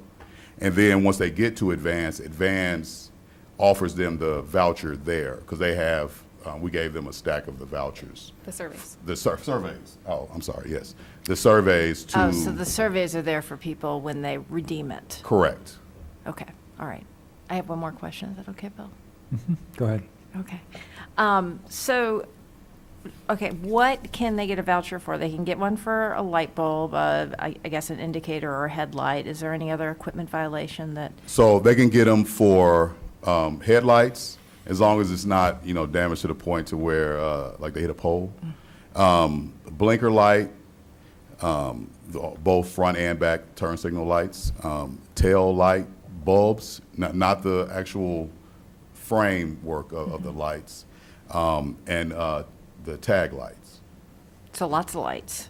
If you got a light, if you all the light it, little got a light light bulbs on out, the all the outside of light your bulbs. vehicle, Okay, yes. all right, thank And you. there's a dollar limit too, right? It Yes. can't exceed. So it generally, we've had a few that were like 26, but the cap is 25. But a majority of them are like 86 cents and $1.02. So it makes up for it to be able to get the higher end $26 ones. All right, thank you. Yes, ma'am. Oh, Mayor? Just a reminder, when we started the program, we set aside $2,500 for this, and it was taken out of the existing budget, so there wasn't an extra amount of money. And it looks like we'll have leftover for next year as well. So it's, thank you. The way it's going. I had a question. If so, the numbers went up for equipment violations. Is that Yeah, right? they did. So they just weren't. They would have ignored it before, and now they can give out a coupon. So they're like, oh yeah, I can give this guy a coupon if I stop him. I'm not able to say for sure. I know that we gave, our equipment violation numbers went up. We gave out 176 vouchers.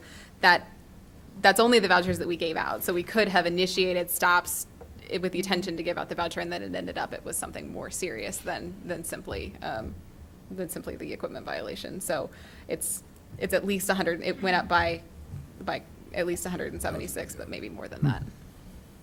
Okay. Any other questions? And the equipment violation stop isn't just initiated for lights that are out, like faulty lights. It could be that your headlights are not turned on, and that's something different. So it's not all of the equipment It violations. still falls under stop. the same check in the Yeah. citation or Okay. warning. Dennis? I'm just going to say that when you have a program that elicits positive comments from the public for the help and assistance that they're being offered when they get a stop, which is usually kind of considered a negative experience, then we're doing something right, and this is really a good program. Thank you. Mary Alice? So when do we get to ask about the bigger report? Let me do the summary they- and then. Have a Okay, little all more to right, do, yeah. I'm All holding right, I off. get to get out your way. Any other equipment violations? Nothing. All right.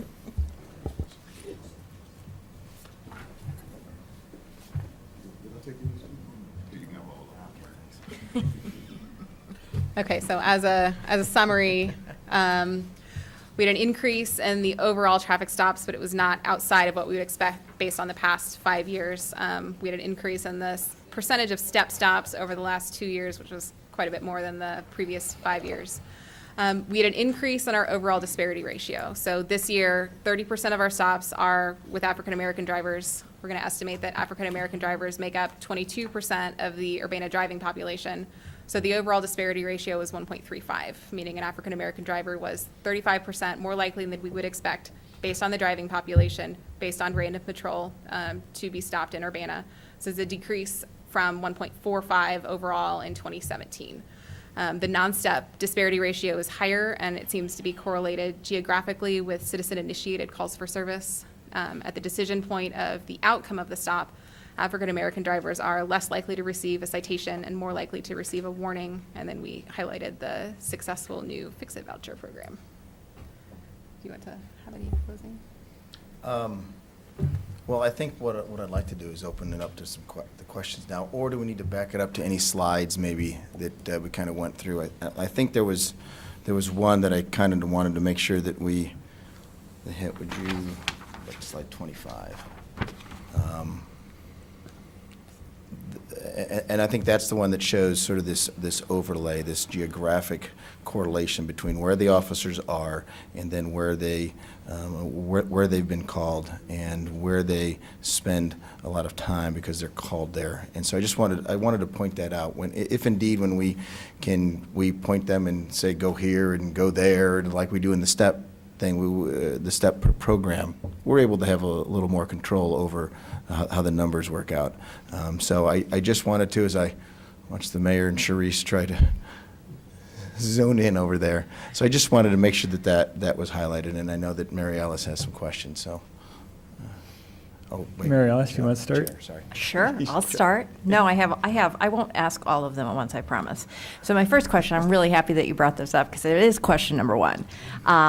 Is there a way to overlay this? Again, I understand that we have multiple overlays with the hotspot analysis for where Caucasians are being stopped. Is it the exact same pattern or is it different for the non-step stops? For the I believe it's different. I don't have that handy here, but it's something that I have.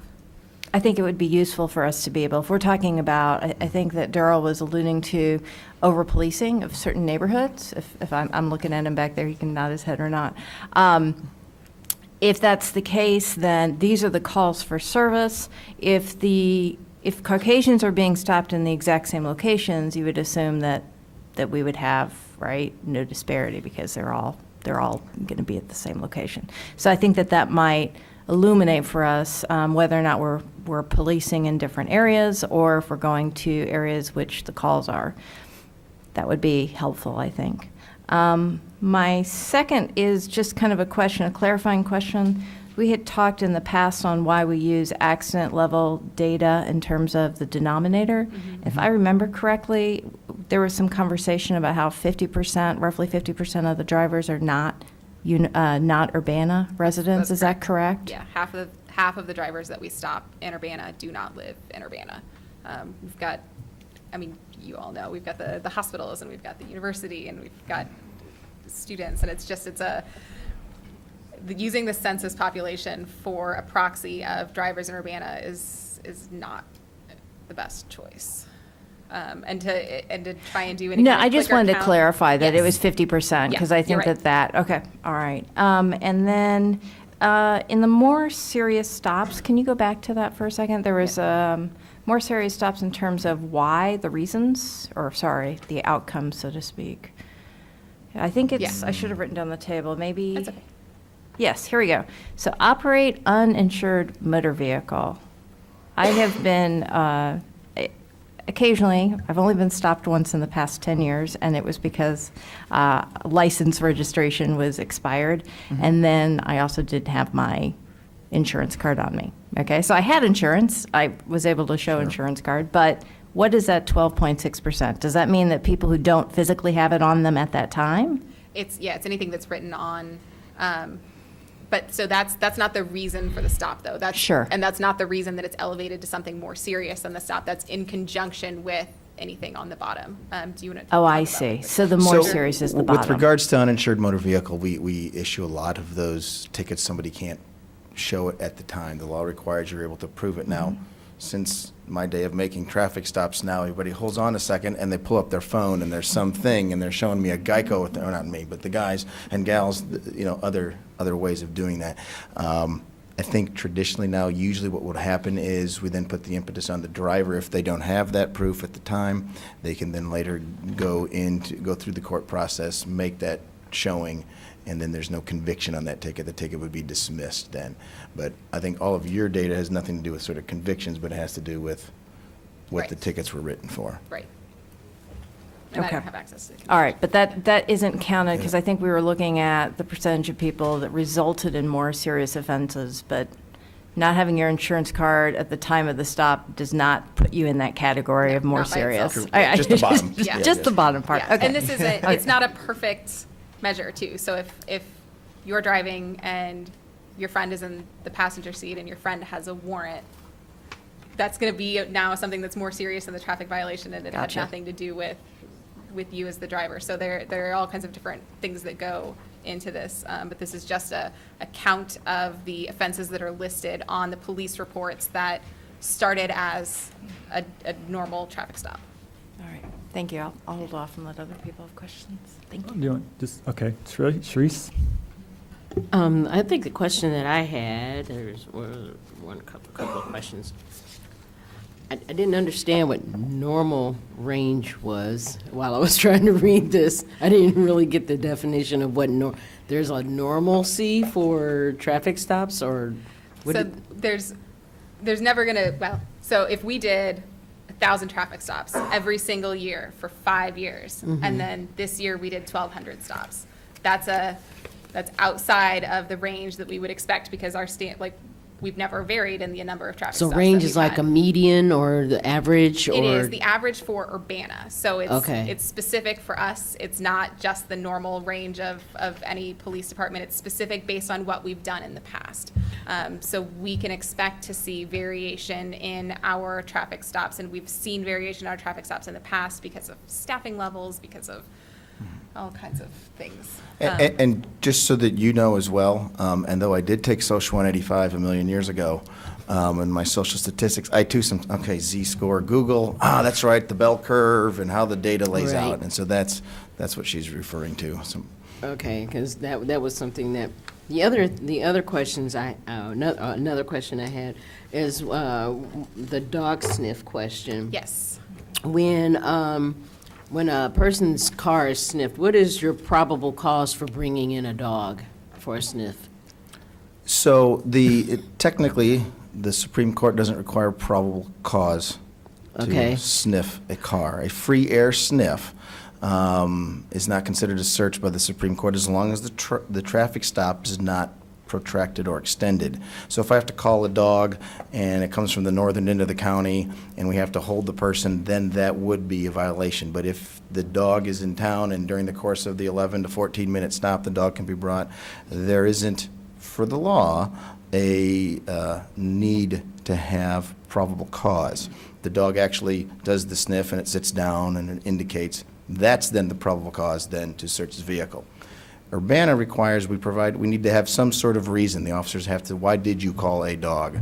And that's because, well, and it could be a variety of different issues, but that's when there needs to be some sort of reason the officer has to give as to why they then called the dog. So in-house, our standard is a little more restrictive on the officers. Give me some reason as to why you decided to call for a dog. That's a separate analysis than what the law requires. Okay, that when, I guess what I want to know is when a dog is called in to take a sniff, is it lawful to do it when, is it something that would be done as a targeted stop? Or would it, if a policeman stops you because your blinker isn't working and he doesn't smell cannabis in the car, or I guess that's why would a dog be required? A person is driving weird or something. I don't know how you determine that, we need a dog come take a sniff. I think traditionally that might be things like history with the driver, or perhaps we've gotten complaints that at a certain house there's drug dealing going on. And so then the officers could say, this person goes up, he stays for a short amount of time and drives away. This person walks up, goes to the back, they see what appear to be a hand-to-hand exchange, and then the car would drive away. Those would be the kinds of things, we see some kind of reason, and then we would call for So the it's dog. more of a targeted stop. I believe that'd be correct, although I don't know, again, the number, I don't know if I would swear to that, depending on how small those numbers are on this one here. But yes, I would. I don't know if you have any further to add on. So with the Beyond Scope box, I can tell a little bit more, and I don't have the whole list of the reasons for that. But some of it was, I believe, because people were leaving areas of high drug knowledge, and then committed a traffic violation, and then this was happening. But a lot of times it's after the stop is initiated and it's a scent, and those are usually things that are just destroyed at the scene. So it's not even anything that gets taken further than that. So you're saying it's after the stop, they got stopped because they rolled through a stop sign and then the policeman smells something and then they bring the dog in? Is that what you? And sometimes it's just a visible. It's not a question that I'm able to answer with authority right now, but I can follow up with you later. Okay. And also, can I get a copy of this PowerPoint that's got the maps and the overlays, and it just explains, not that this wasn't informative, but with that included, it is a lot more kind of easy for me to follow. Yeah, it'll be posted to the city website tomorrow. Okay, thank you. Dennis? Yeah, thank you, Cerise, for bringing the dog sniff question up, because I was sort of wondering how that operated too. So a dog sniff could not be initiated unless there was a traffic violation or an equipment failure on the car. I guess what I'm wondering. Yeah, we'd have to get the car stopped first. Yes, correct. All right. So we're not using just suspicion to stop a vehicle to find out if the suspicion is warranted. If Okay. So let me use a different example. Let's stay away from drugs, for example. But how can you? I mean, it seems like. Hold on, just Okay. give me just a sec. Bank robbery occurs. Red Mustang is seen as the getaway car. All right. Okay. We see the car driving there. It's leaving the area of the bank. It's got two guys in it, just like one of them still got a ski mask on. It's not be breaking any traffic laws. Okay. That right there, those facts, and that would be what we call reasonable suspicion, and the police officer could indeed stop that particular car. So you can stop it without, if you will, a traffic violation. Now, most bank robbers are probably not going to be following all the vehicle code. So that's, I guess, I wanted to make sure that was clear, that you can indeed have, you can stop a car without having a violation of the vehicle code. Okay. I also, so they had 24. But you wouldn't call a dog to sniff a bank robbery car. Correct. That's So we're correct. talking about the dog sniff. So- And so I guess I'm somewhat concerned, although I understand the premise, that, if have been watching a house and you suspect things are going on, and then you decide to stop cars that leave the house, and if you don't see anything that is like an open bag of some substance that might be questionable, and there hasn't been a traffic violation yet, and yet you might want to bring a dog sniff to just sort of nail it down whether there's going to be the suspected quantity of illegal whatever in the car. Could that happen? Could that, I guess I'll have you summarize your scenario here again for me real fast. I guess what I will say is that it's and I don't know exactly where these 24, and I guess I should start with that. Of our 3,600 traffic stops last year, there were only 24 sniffs, which is a extremely low number. Right. So I want to make sure that I set the context for what exactly it is that we're talking But about. it matters to this starfish. Understood. So with regards to the traffic stop scenario, if indeed I knew that suspect X we had multiple contacts with as was involved in narcotics, and he went to a house that we knew we had gotten multiple pieces of information, and he drove away from that particular stop, and we ultimately decided to make that stop without an Illinois Vehicle Code violation. IBC, only IBC, Right. yeah. Right, that's So the scenario. that wouldn't necessarily be part of this particular study, that scenario that I just laid out. Oh. Because there has to be a violation of the vehicle code. Now, take that scenario that I Okay. just laid out, and then they rolled through a stop sign. So the officer stopped them for, sir, you rolled through the stop sign back there. Unfortunately, I do need to write a ticket tonight. I need to see your driver's license and insurance. And in that particular case, then while writing the stop ticket, if the canine is 2 blocks over, then the officer would be free then to, as long as he didn't protract or extend that stop, have the dog come, and then the dog could walk the car in that case. Does the driver have to concur and allow the sniff, or does he have any, I mean, No. it doesn't have to be a... It's not an issue of consent, no. Consent issue, yes. All right, well, I mean, I can see how law enforcement uses that to apprehend drug smuggling or whatever, or drug sales, but it does seem to bring into question, I guess, due process up until the point, because you don't have any proof, but you have you're suspicious, and you may or may not have really good grounds to make the stop.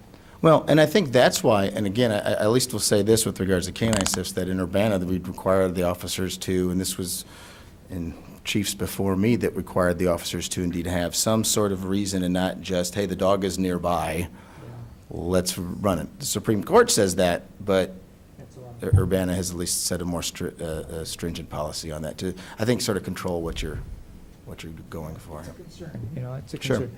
I lived in front of a guy who was suspected of drug dealing when I lived in Phoenix.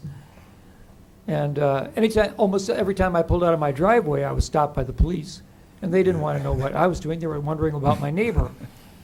I mean, you know, so, I mean, I'm a little sensitive Understood. about this, all right? Thank you. I have a question on dogs, as long as we're on dogs. It looks like they alerted 19 out of 20 times, basically, 95% of the time. And the contraband was found roughly 2/3 of the time, both for African Americans and Caucasians, which is a little bit different than state police. State police have a worse success rate with African Americans, so that's encouraging that at least the success rate is roughly the same. I guess my question is, all that shows me is either the dog's right 2/3 of the time or the officer is, because the officer is calling the dogs out, and they're both right basically 2/3 of the time. Have you ever taken the dogs just like over to the cars in the parking lot here, the police vehicles or other employees, and see how many times they'd alert there? So I will tell you that I was never a canine handler, but there's a rather stringent policy and an annual sort of process where they go to get recertified, and they do just that. They have different boxes and containers, and so they do put empty suitcases out, and does the dog hit on everything? As a matter of fact, those ones where the dog hits and we don't find anything are also things that we try to look at.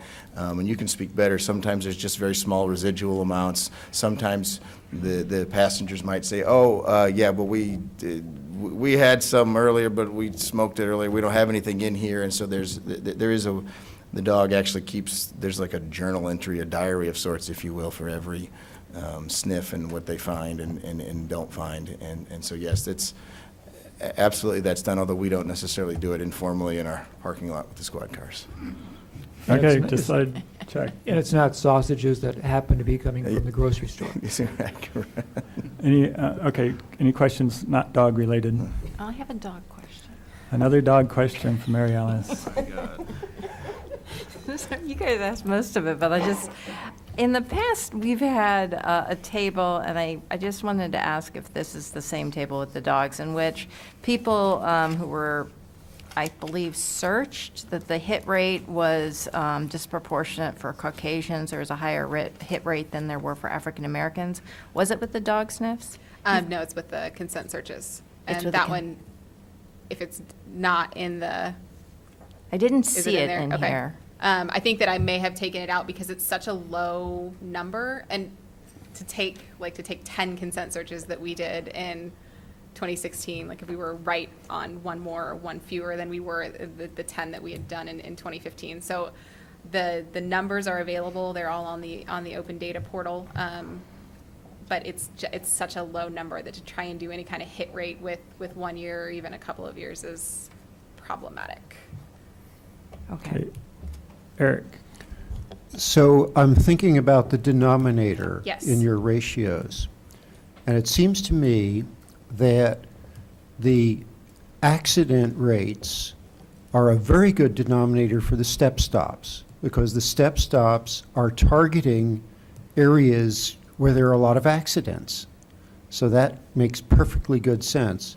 But it seems to me that for the non-steps stops, that there'll be a strong influence on the correct denominator by who is living in the neighborhood where those are taking place.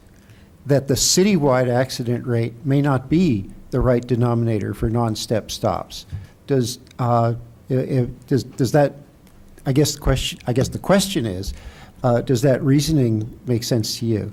It does, and so for the non-step stops, it's more likely to be a resident of Urbana than a step stop, because step stops are now mainly on some of the main high trafficked roads, and then the non-step stops, when we're looking at the map, appear to be a bit more residential. I can overlay that with census data, but what we can also do is use the demographics of the individuals that are on police reports. And so when we're looking at 40% of our victims in police reports are African American, police reports are taken in areas where we have high calls for service. That may be something that I don't know how to mathematically adjust for that, but it at least lends some context. Yeah, I'll just make a comment that I think it does make sense to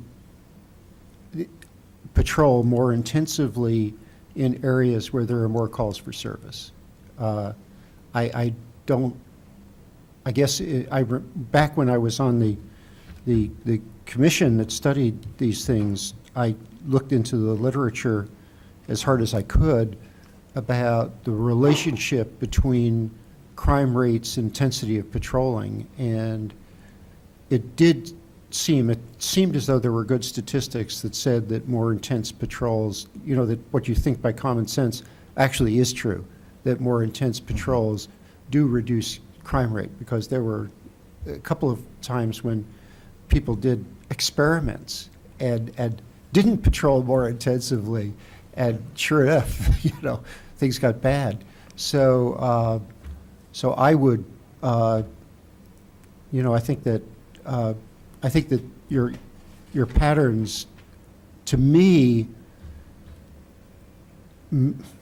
your patterns are possibly completely consistent with unbiased patterns of both patrol and reacting to situations. And I wouldn't have said that in any previous year, because they weren't. But I'm really pretty encouraged about where we've gotten to. Jared.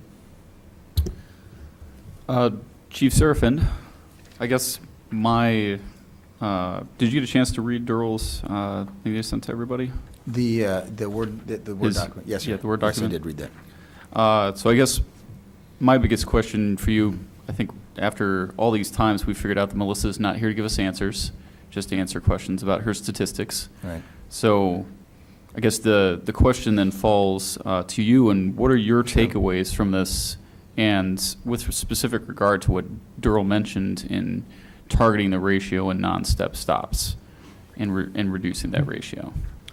So I do have Thoughts on that? Thoughts and takeaways. I'll start with that. I am not sure that in the non-step we will ever achieve a perfect 1.0.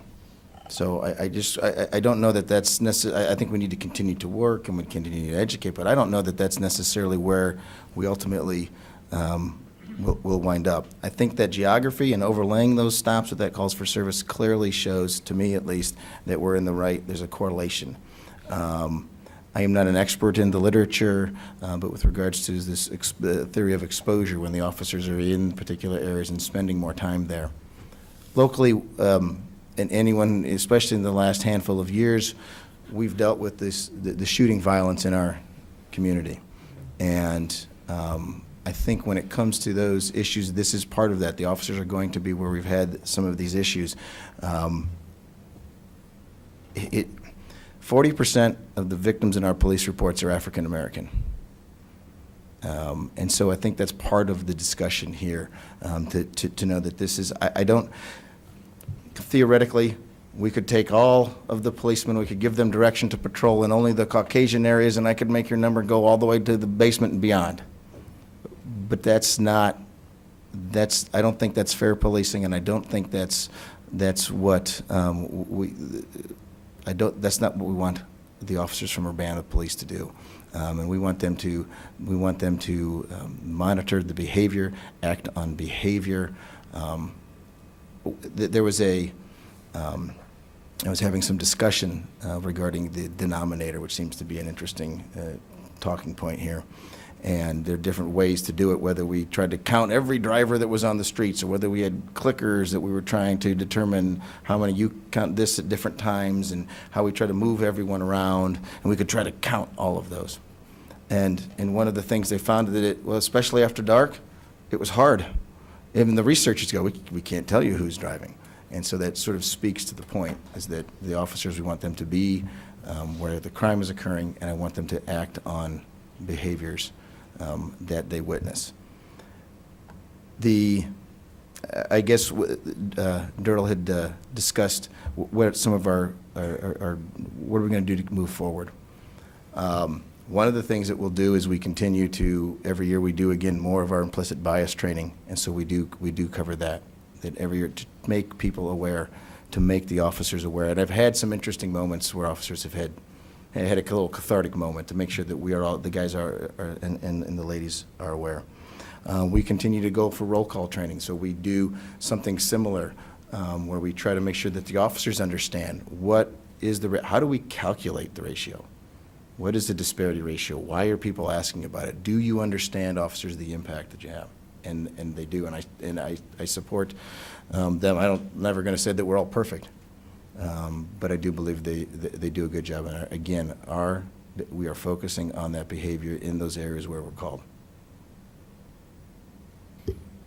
Okay, so our primary focus, from what I'm gathering from that, is implicit bias training.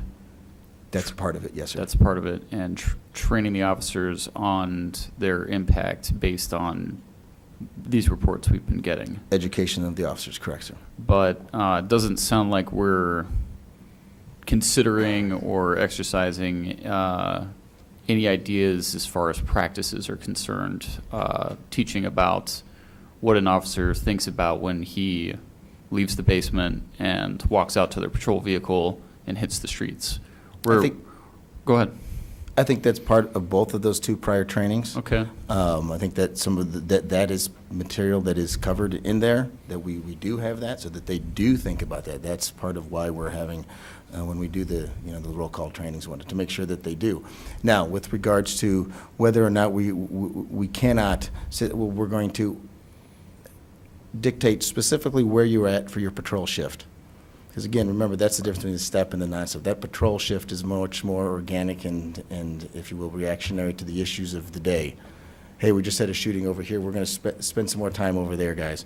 So that is, again, I want to make sure that's clear, the difference between that step and that non-step. When we have total control, we can move and I would try to put them everywhere just for the sake of getting the perfect 1.0. But I don't believe that's effective in policing the entire community. I would agree that I don't either, and that's not, I don't think, the realistic expectation. The expectation is for equity, whatever it is. We all understand we live in an imperfect world. Correct. And perfection is not probably something that will ever be achieved by any police department in the United States or anywhere in the world. I guess, Melissa, where I'm going with this is I'm thinking about over-policing, and I'm thinking about not having the same impact in the same communities. And I'm curious, I know this is going to, we have a very specific thing we're doing with traffic, and this is going to deviate a little bit from that idea, but perhaps the statistics can come align in some way for you. So here's my idea, is I'm thinking about frequency. Okay. I'm thinking about frequency in the terms of looking at this citizen-initiated calls for service and non-step stops. And I'm thinking about how do we track frequency of time spent in these areas by officers. So I haven't been on as many ride-alongs as I'd like to, but I have spent time talking to a lot of the guys, and the number one question I asked was, why are you going here? Why when we exited the building and you took a right and you headed towards this apartment complex, why are we going there? And most of the time, it seems like when we were there wasn't anything going on. Sometimes we did end up on a call, but other times the officers just rolling around. They're just rolling around up and down the streets, just going from place to place to place. And if you statistically find yourself in a certain part of town with a certain community of people, you're going to, just by nature, end up stopping more people in that part of town because you're spending more time there. Now, I understand that is, in fact, part of what this, what the overlay is and what you're getting at with this is where the officers are going. But if the frequency at which they are spending that time there is not, if we can't correlate that to crime prevention in some other way, then we're looking at over-policing. Then we're looking at, you're just going there for reasons that may not be appropriate for giving equitable policing across the community. Do you see where I'm going with this, Melissa? I don't know how to turn that into statistics, and I'm not asking you to. Maybe that's not, I know you've got another big project coming up that's going to take up your time, but this is something that we have to think about, even with that community policing grant and that study, is, if the frequency does not represent what the reasons for being there, then that's where I feel like maybe we can come into that problem. Because if you're in those places, it is absolutely inherent that you're going to stop more people. And okay, you got a thought on that? With the data that I have now, it is not something that I can do. It's possible that it may be something that can be done at a later time with some of the new software, with the new car software. Maybe.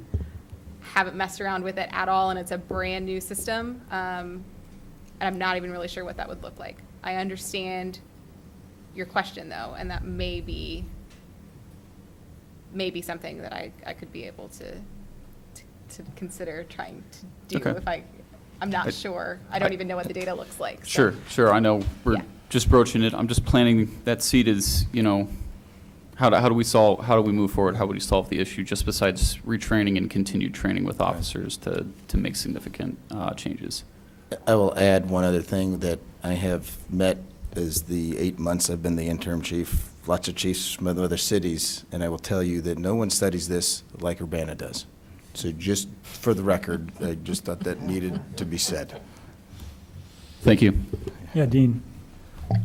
So I've heard the term over-policing multiple times tonight, but I haven't heard anybody yet say no-go zone. And that's what you get when you start looking at numbers and you start pulling police out of high-volume call areas. And you start trying to play with math. You end up with a no-go zone. And you can see it in history many, many, many times. They say history repeats itself. Look at any of the big cities where they did stuff like this. You end up with a no-go zone where it becomes too dangerous for the police to go in, because this was the thinking. And you can't prove a negative. You can't prove the fight or the shooting that didn't happen because that veteran officer was driving in an area of town where he or she knew that it was beneficial to drive in. So that's why I believe this can't be solved with math. It's a social problem, and I think we're chasing our tails with math. And no offense to you, Melissa, I just don't think you can solve a social problem with math. The other thing is, Bryant briefly mentioned, what the heck did he mention? Oh, the scope of the traffic stops. He briefly mentioned that, and I think it's important to draw a little more attention to that.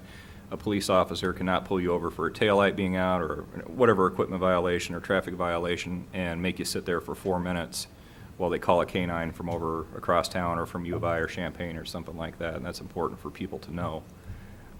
If that canine can't get there by the time they finish their warning or their citation, then they have to cut you loose. So I just think that's an important part of that equation. So thanks for listening. Anyone else? Sharice? I agree with Dean when he says you can't solve a social problem with math, because if you could, it would have been done already. But I am going to, and Brian and I have talked about this before, about something that for you to consider is having more people ride bikes, walk through neighborhoods, let the community get to know who's there, and let the community know how things work, which is quite important. Because as a school teacher, I remember oftentimes the look would do enough without me having to ever take away recess or give detention or do anything harsher, because my kids knew me. And if your community knows you, if the community you're policing knows you, if they recognize you, instead of instead of there being some kind of reprimand when you roll through and you drive through, you're liable to get stopped and somebody give you some cookies, or I made you some tea. I know it's a hot day. Here you go. But you have to make yourself available to be known. you can't just, I want you to respond when there's a problem. I want there to be a response.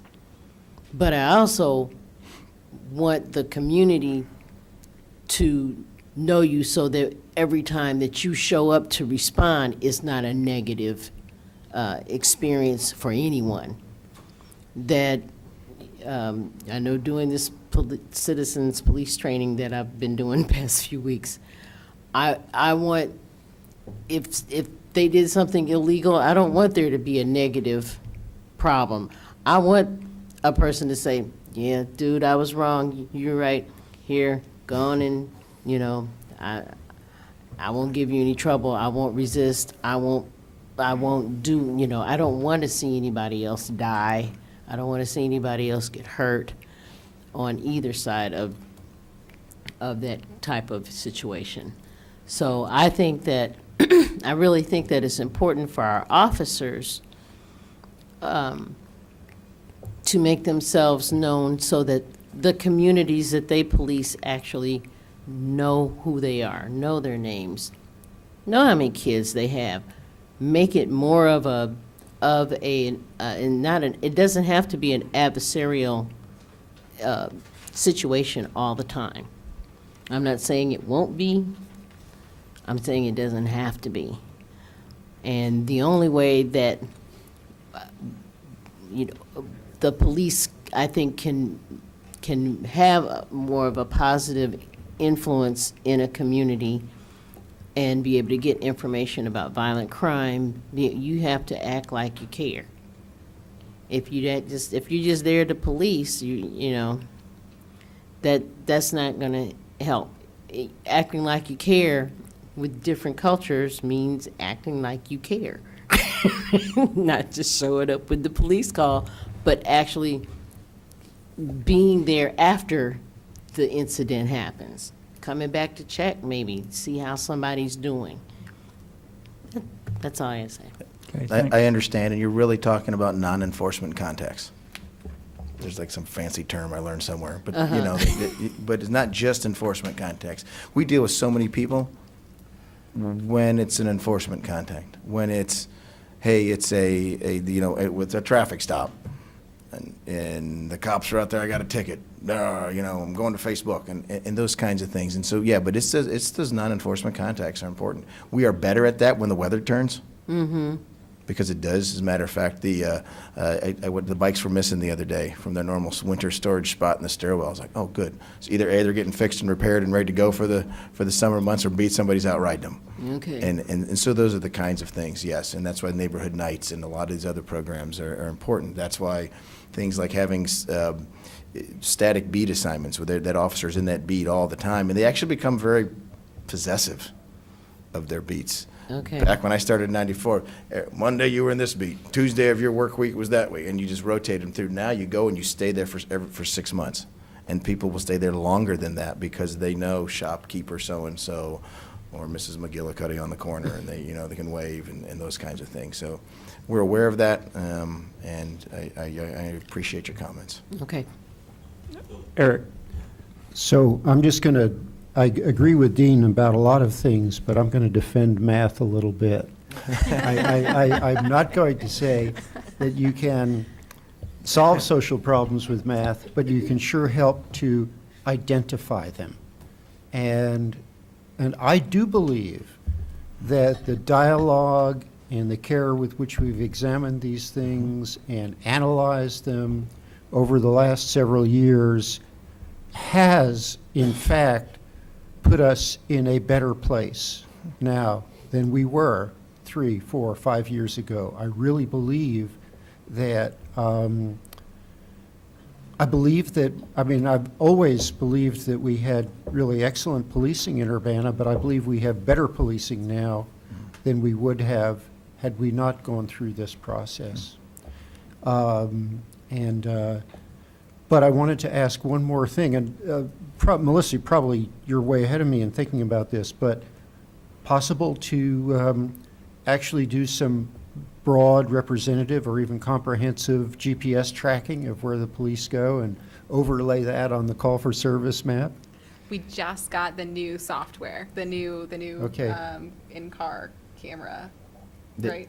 What is- Correct. Yeah. Yeah, so we don't and have- I've yeah. seen like the pilot of it, and I've seen like the interface, but I don't know what the extraction looks like. I don't know what the compatibility looks like with my existing mapping software. I haven't had anything other than hey, that's kind of cool. I wonder if I could do something with Okay. that moment.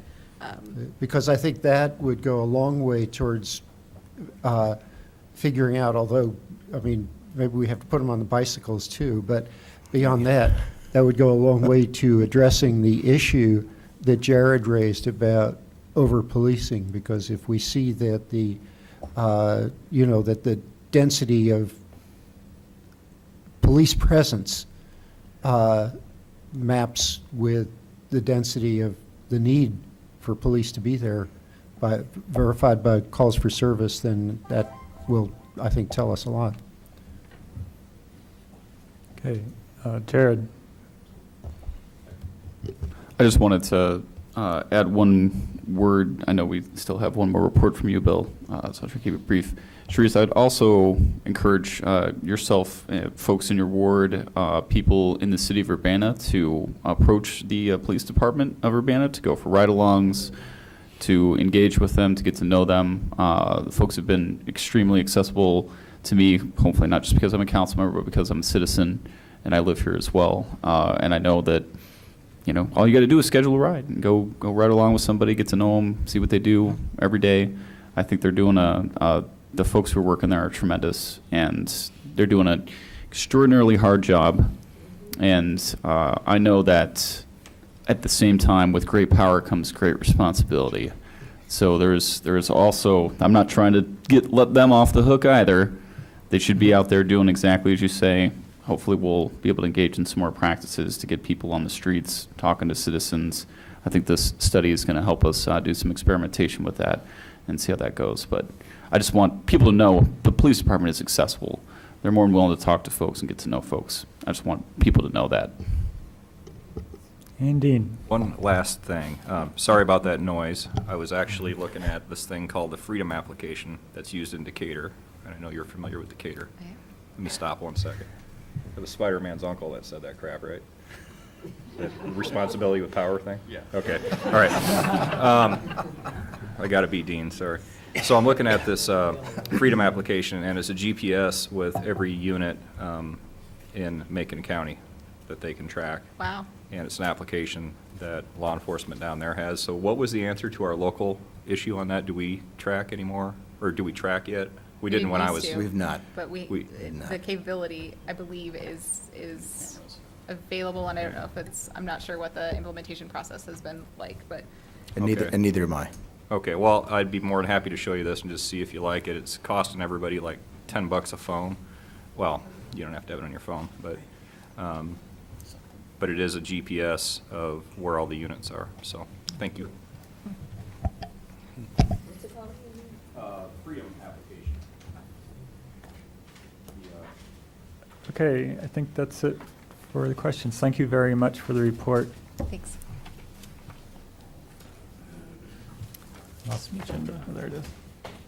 Okay, next on the agenda is the Bicycle Pedestrian Advisory Commission 2018 Annual Report.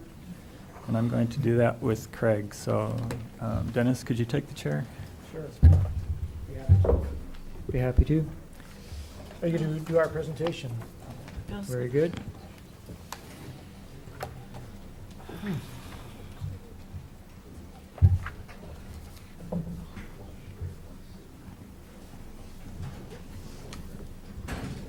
So Craig Schenkweller and Bill Brown, go ahead, as you will.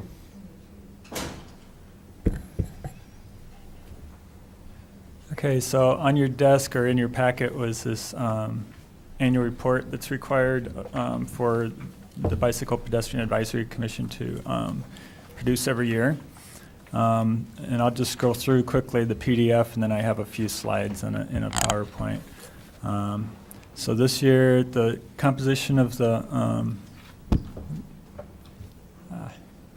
composition of the committee was about the same. We We hired one of our members, Lily Wilcox, so we had to replace her with another member, Morgan White. So Morgan's representing the University of Illinois.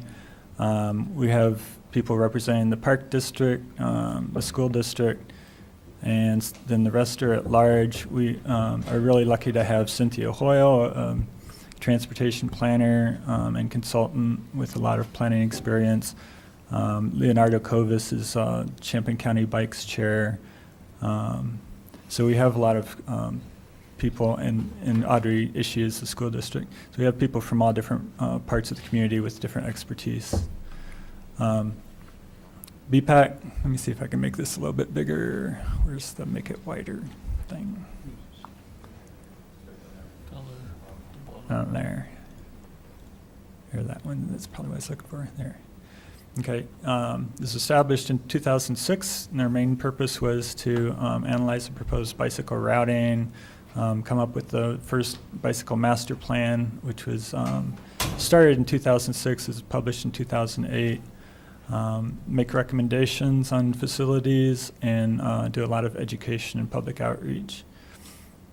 So our first bicycle master plan was adopted in 2008. We received a bronze level bicycle-friendly community for that in 2010. And then we were upgraded to gold level in 2014, the first and only, and still only, gold level in the state of Illinois. And the latest bicycle master plan was approved by City Council in 2016. And then the League of American Bicyclists reevaluated it in 2018, and we maintained our gold level bicycle-friendly community status through 2022. And when they do that, they evaluate us on a lot of different things: engineering, education, encouragement, enforcement, evaluation, and equity. So the things the city has the most control over really is the engineering and enforcement and evaluation. The education, encouragement, and equity is done mostly and very effectively by a lot of our community partners, like the bicycle groups and in the schools. So just to go over some of the things that happened this year, the Country Club Road multi-use path just north of Cunningham Children's Home was completed. That was something that we contributed about half the cost to, I think, because they originally wanted to make it they were required to make it a 4-foot wide path, and we contributed enough to be able to allow it to be a full multi-use path. So that will connect, make a good connection there along Country Club Road. There's county property to the west that it'll take some time to figure out how to handle that, but you can get onto it easy enough from this driveway access. The other big one was North Cunningham. You probably remember seeing that. That was IDOT project, but to do the side path, the city contributed $180,000 out of the $800,000 budget.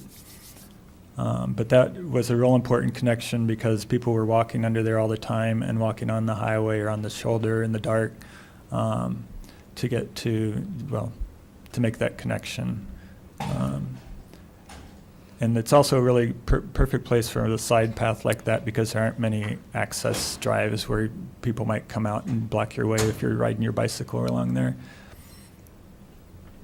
Ongoing is the MCOR project. Green Street still needs to be completed from Lincoln to Race. That'll happen next year, but we did finish the right to Lincoln section. And now parts of it are closed again because they're working on ISR, but a lot of people have really been pleased with the bicycle infrastructure and walkability and drivability of that new part. Couple of things underway. You probably saw up at Crystal Lake Park, they've started digging there.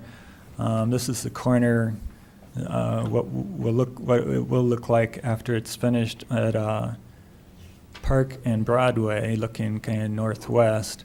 I have a slide of that. Let me see if I can. So that was before. This is just a Google image, Google Roads image. And then it's going to look like that after. So you get the Park Street connection will be really nice because there's bus stops here. The sidewalk on the south side of Park Street is broken. I don't think it's ADA either. There's curbs on that. So this will be all ADA compliant. And it is being funded mostly through a grant, but Carl actually contributed a matching portion of that one too.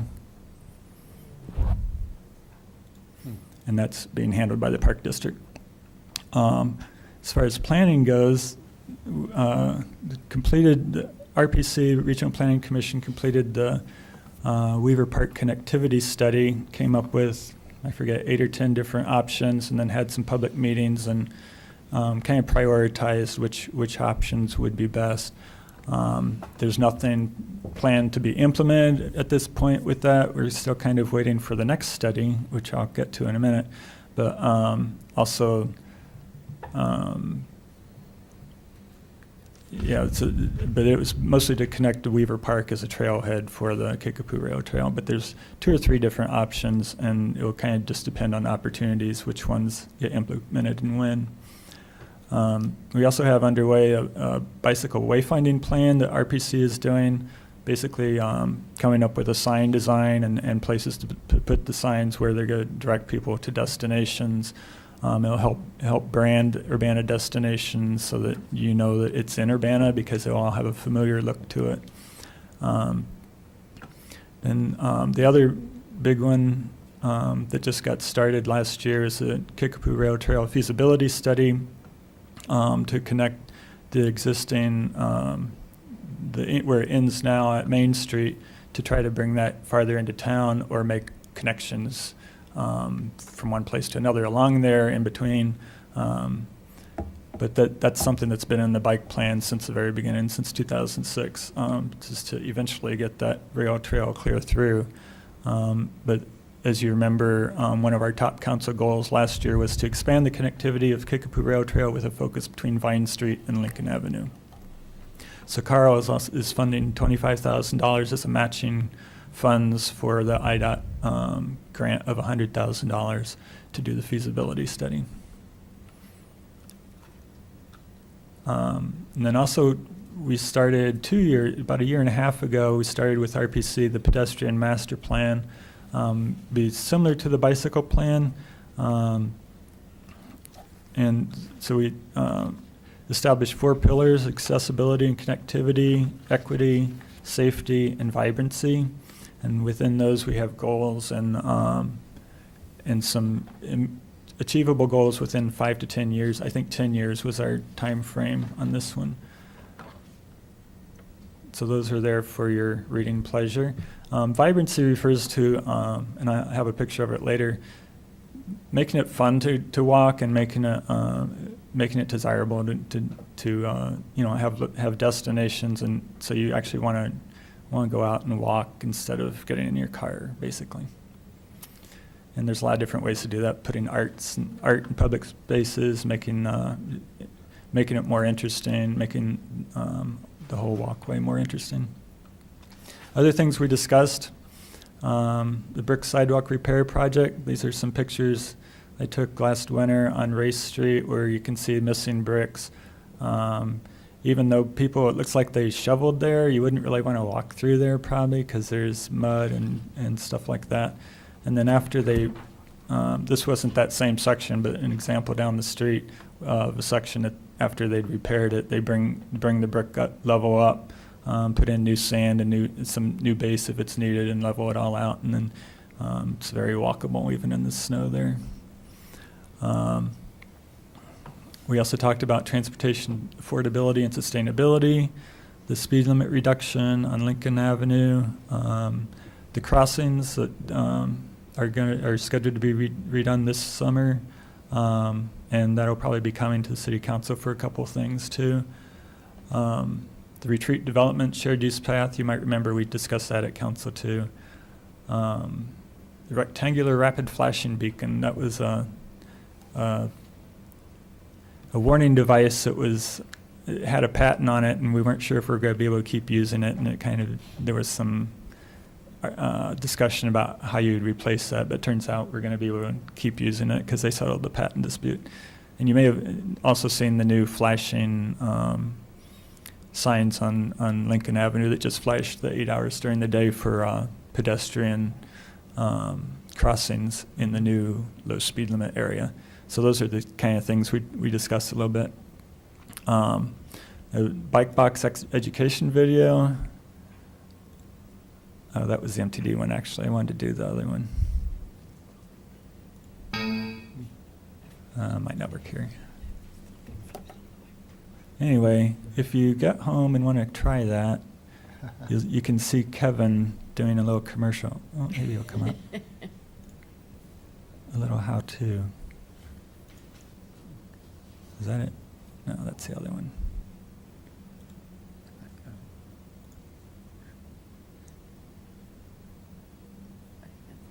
Okay. Maybe we can watch this one real quick.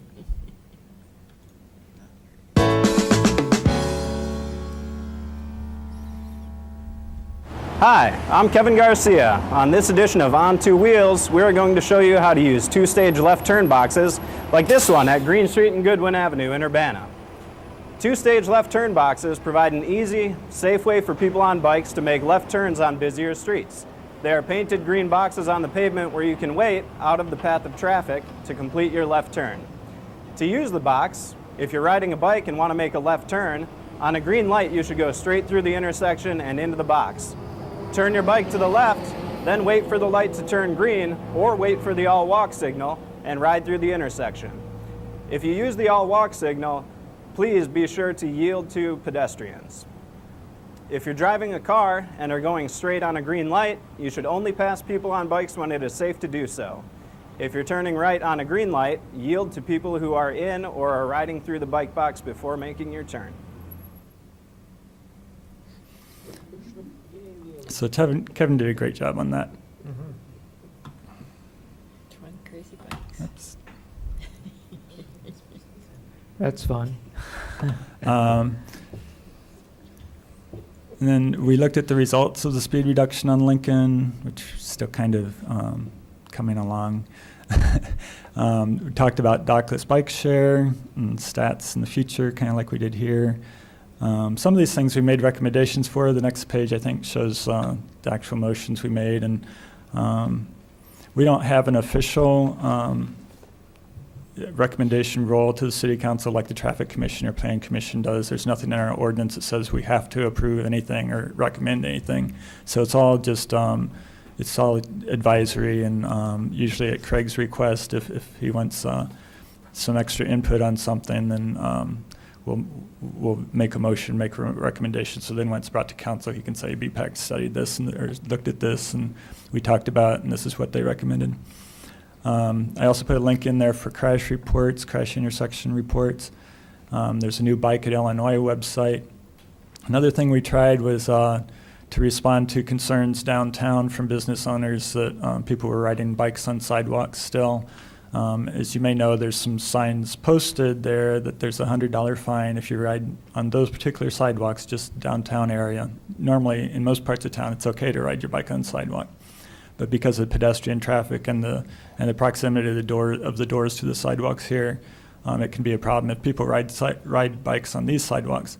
So instead of the sign that's about 8 feet off the ground and not very noticeable and kind of foreboding, saying you'll get a $100 fine, we thought we'd try something a little bit more bicycle friendly and put a dismount zone sticker. So Craig had them made up a test, basically a test sign, and we taped it down the sidewalk and put a little sign next to it saying we were testing this and asked for comments. And most business owners that commented didn't like it, basically. So the city engineer decided not to go with that, but that was our best recommendation of what would actually work. But we haven't given up on it entirely. We plan to do some implementation on Goodwin Avenue near Durst. We have some doors there that open up to the sidewalk there, but we need the University Avenue project with IDOT to be installed first, because they're going to actually take out some of the sidewalk that we would have put this down. So we kind of view that as our next pilot, and then, so we haven't completely abandoned this yet, but I think that's a safer location to start with than downtown. Yep, Mayor? Just occurred to me, will the 8-foot wide sidewalk on University Avenue that's going to be built be open to bikes? Yes. I believe so, yes.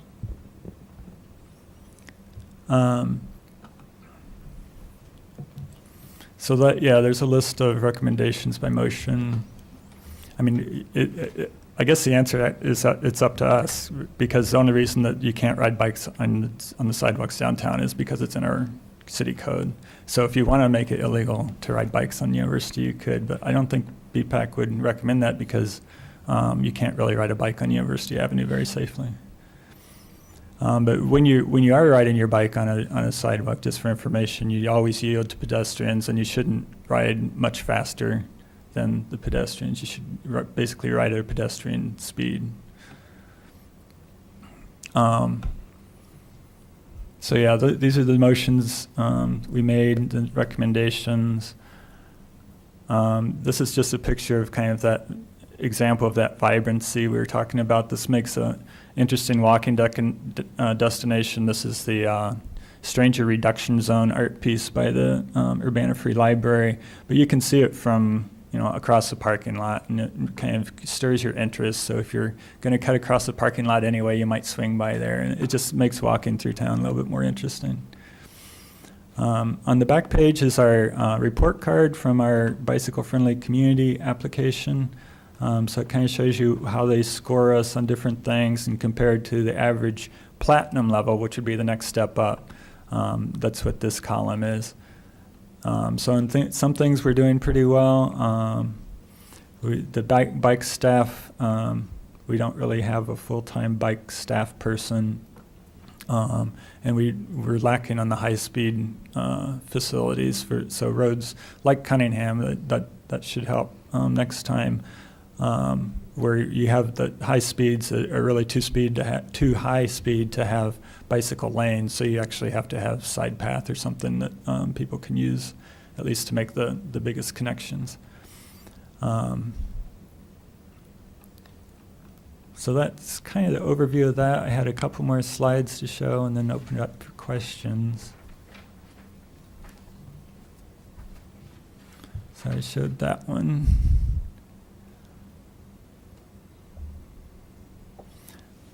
And so just again to give credit to a lot of our community partners, and I included Urbana Police Department in there because we so utilize the program where the first time you get a bicycle, traffic ticket for doing something wrong on your bicycle, it's normally a $100 fine, I think, but you can get it reduced to $30 by doing the bikesafetyquiz.com. You can basically do a little education project online, and then you print out the certificate, bring it in, show it to the department, to probably finance or somebody here, and they'll wipe the ticket off, but you still have to pay $30. But it's better than $100.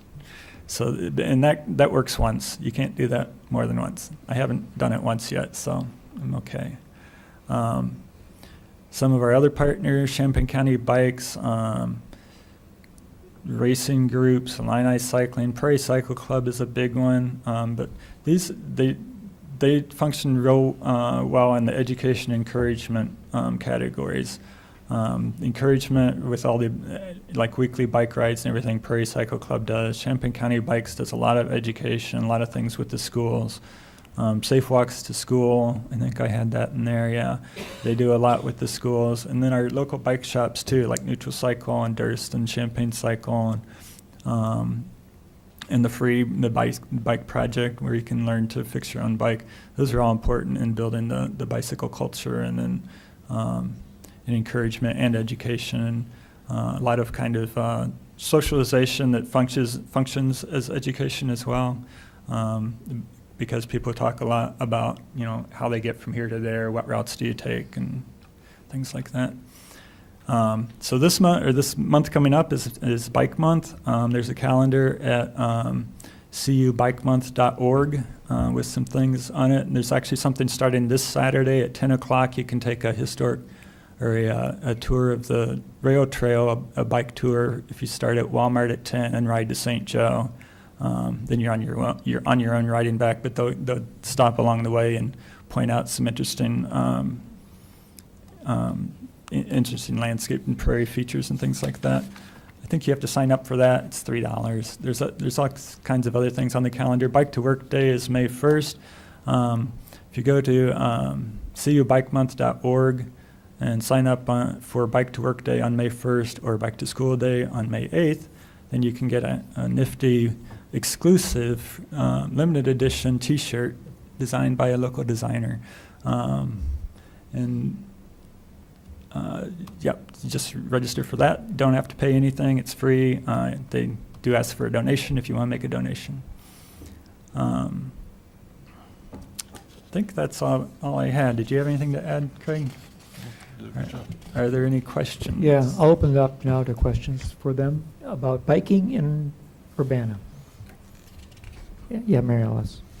So I was curious, one of the recommendations was to transform some of the brick sidewalks to cement sidewalks, and I was wondering if you could speak to that a little bit? That'll be coming up in the project on North Lincoln Avenue. It's just a couple of short sections where which street, is it Clark? No, it's Main. It would be the northeast corner of Main and Lincoln. So there's some unique treatments that the city wants to try there where the bike lane will turn into a side path for a little part to get across the intersection so you can use the crosswalk in your bike, basically. And in order to make that transition, it goes through the parkway and then onto what's currently a brick sidewalk that will be widened a little bit.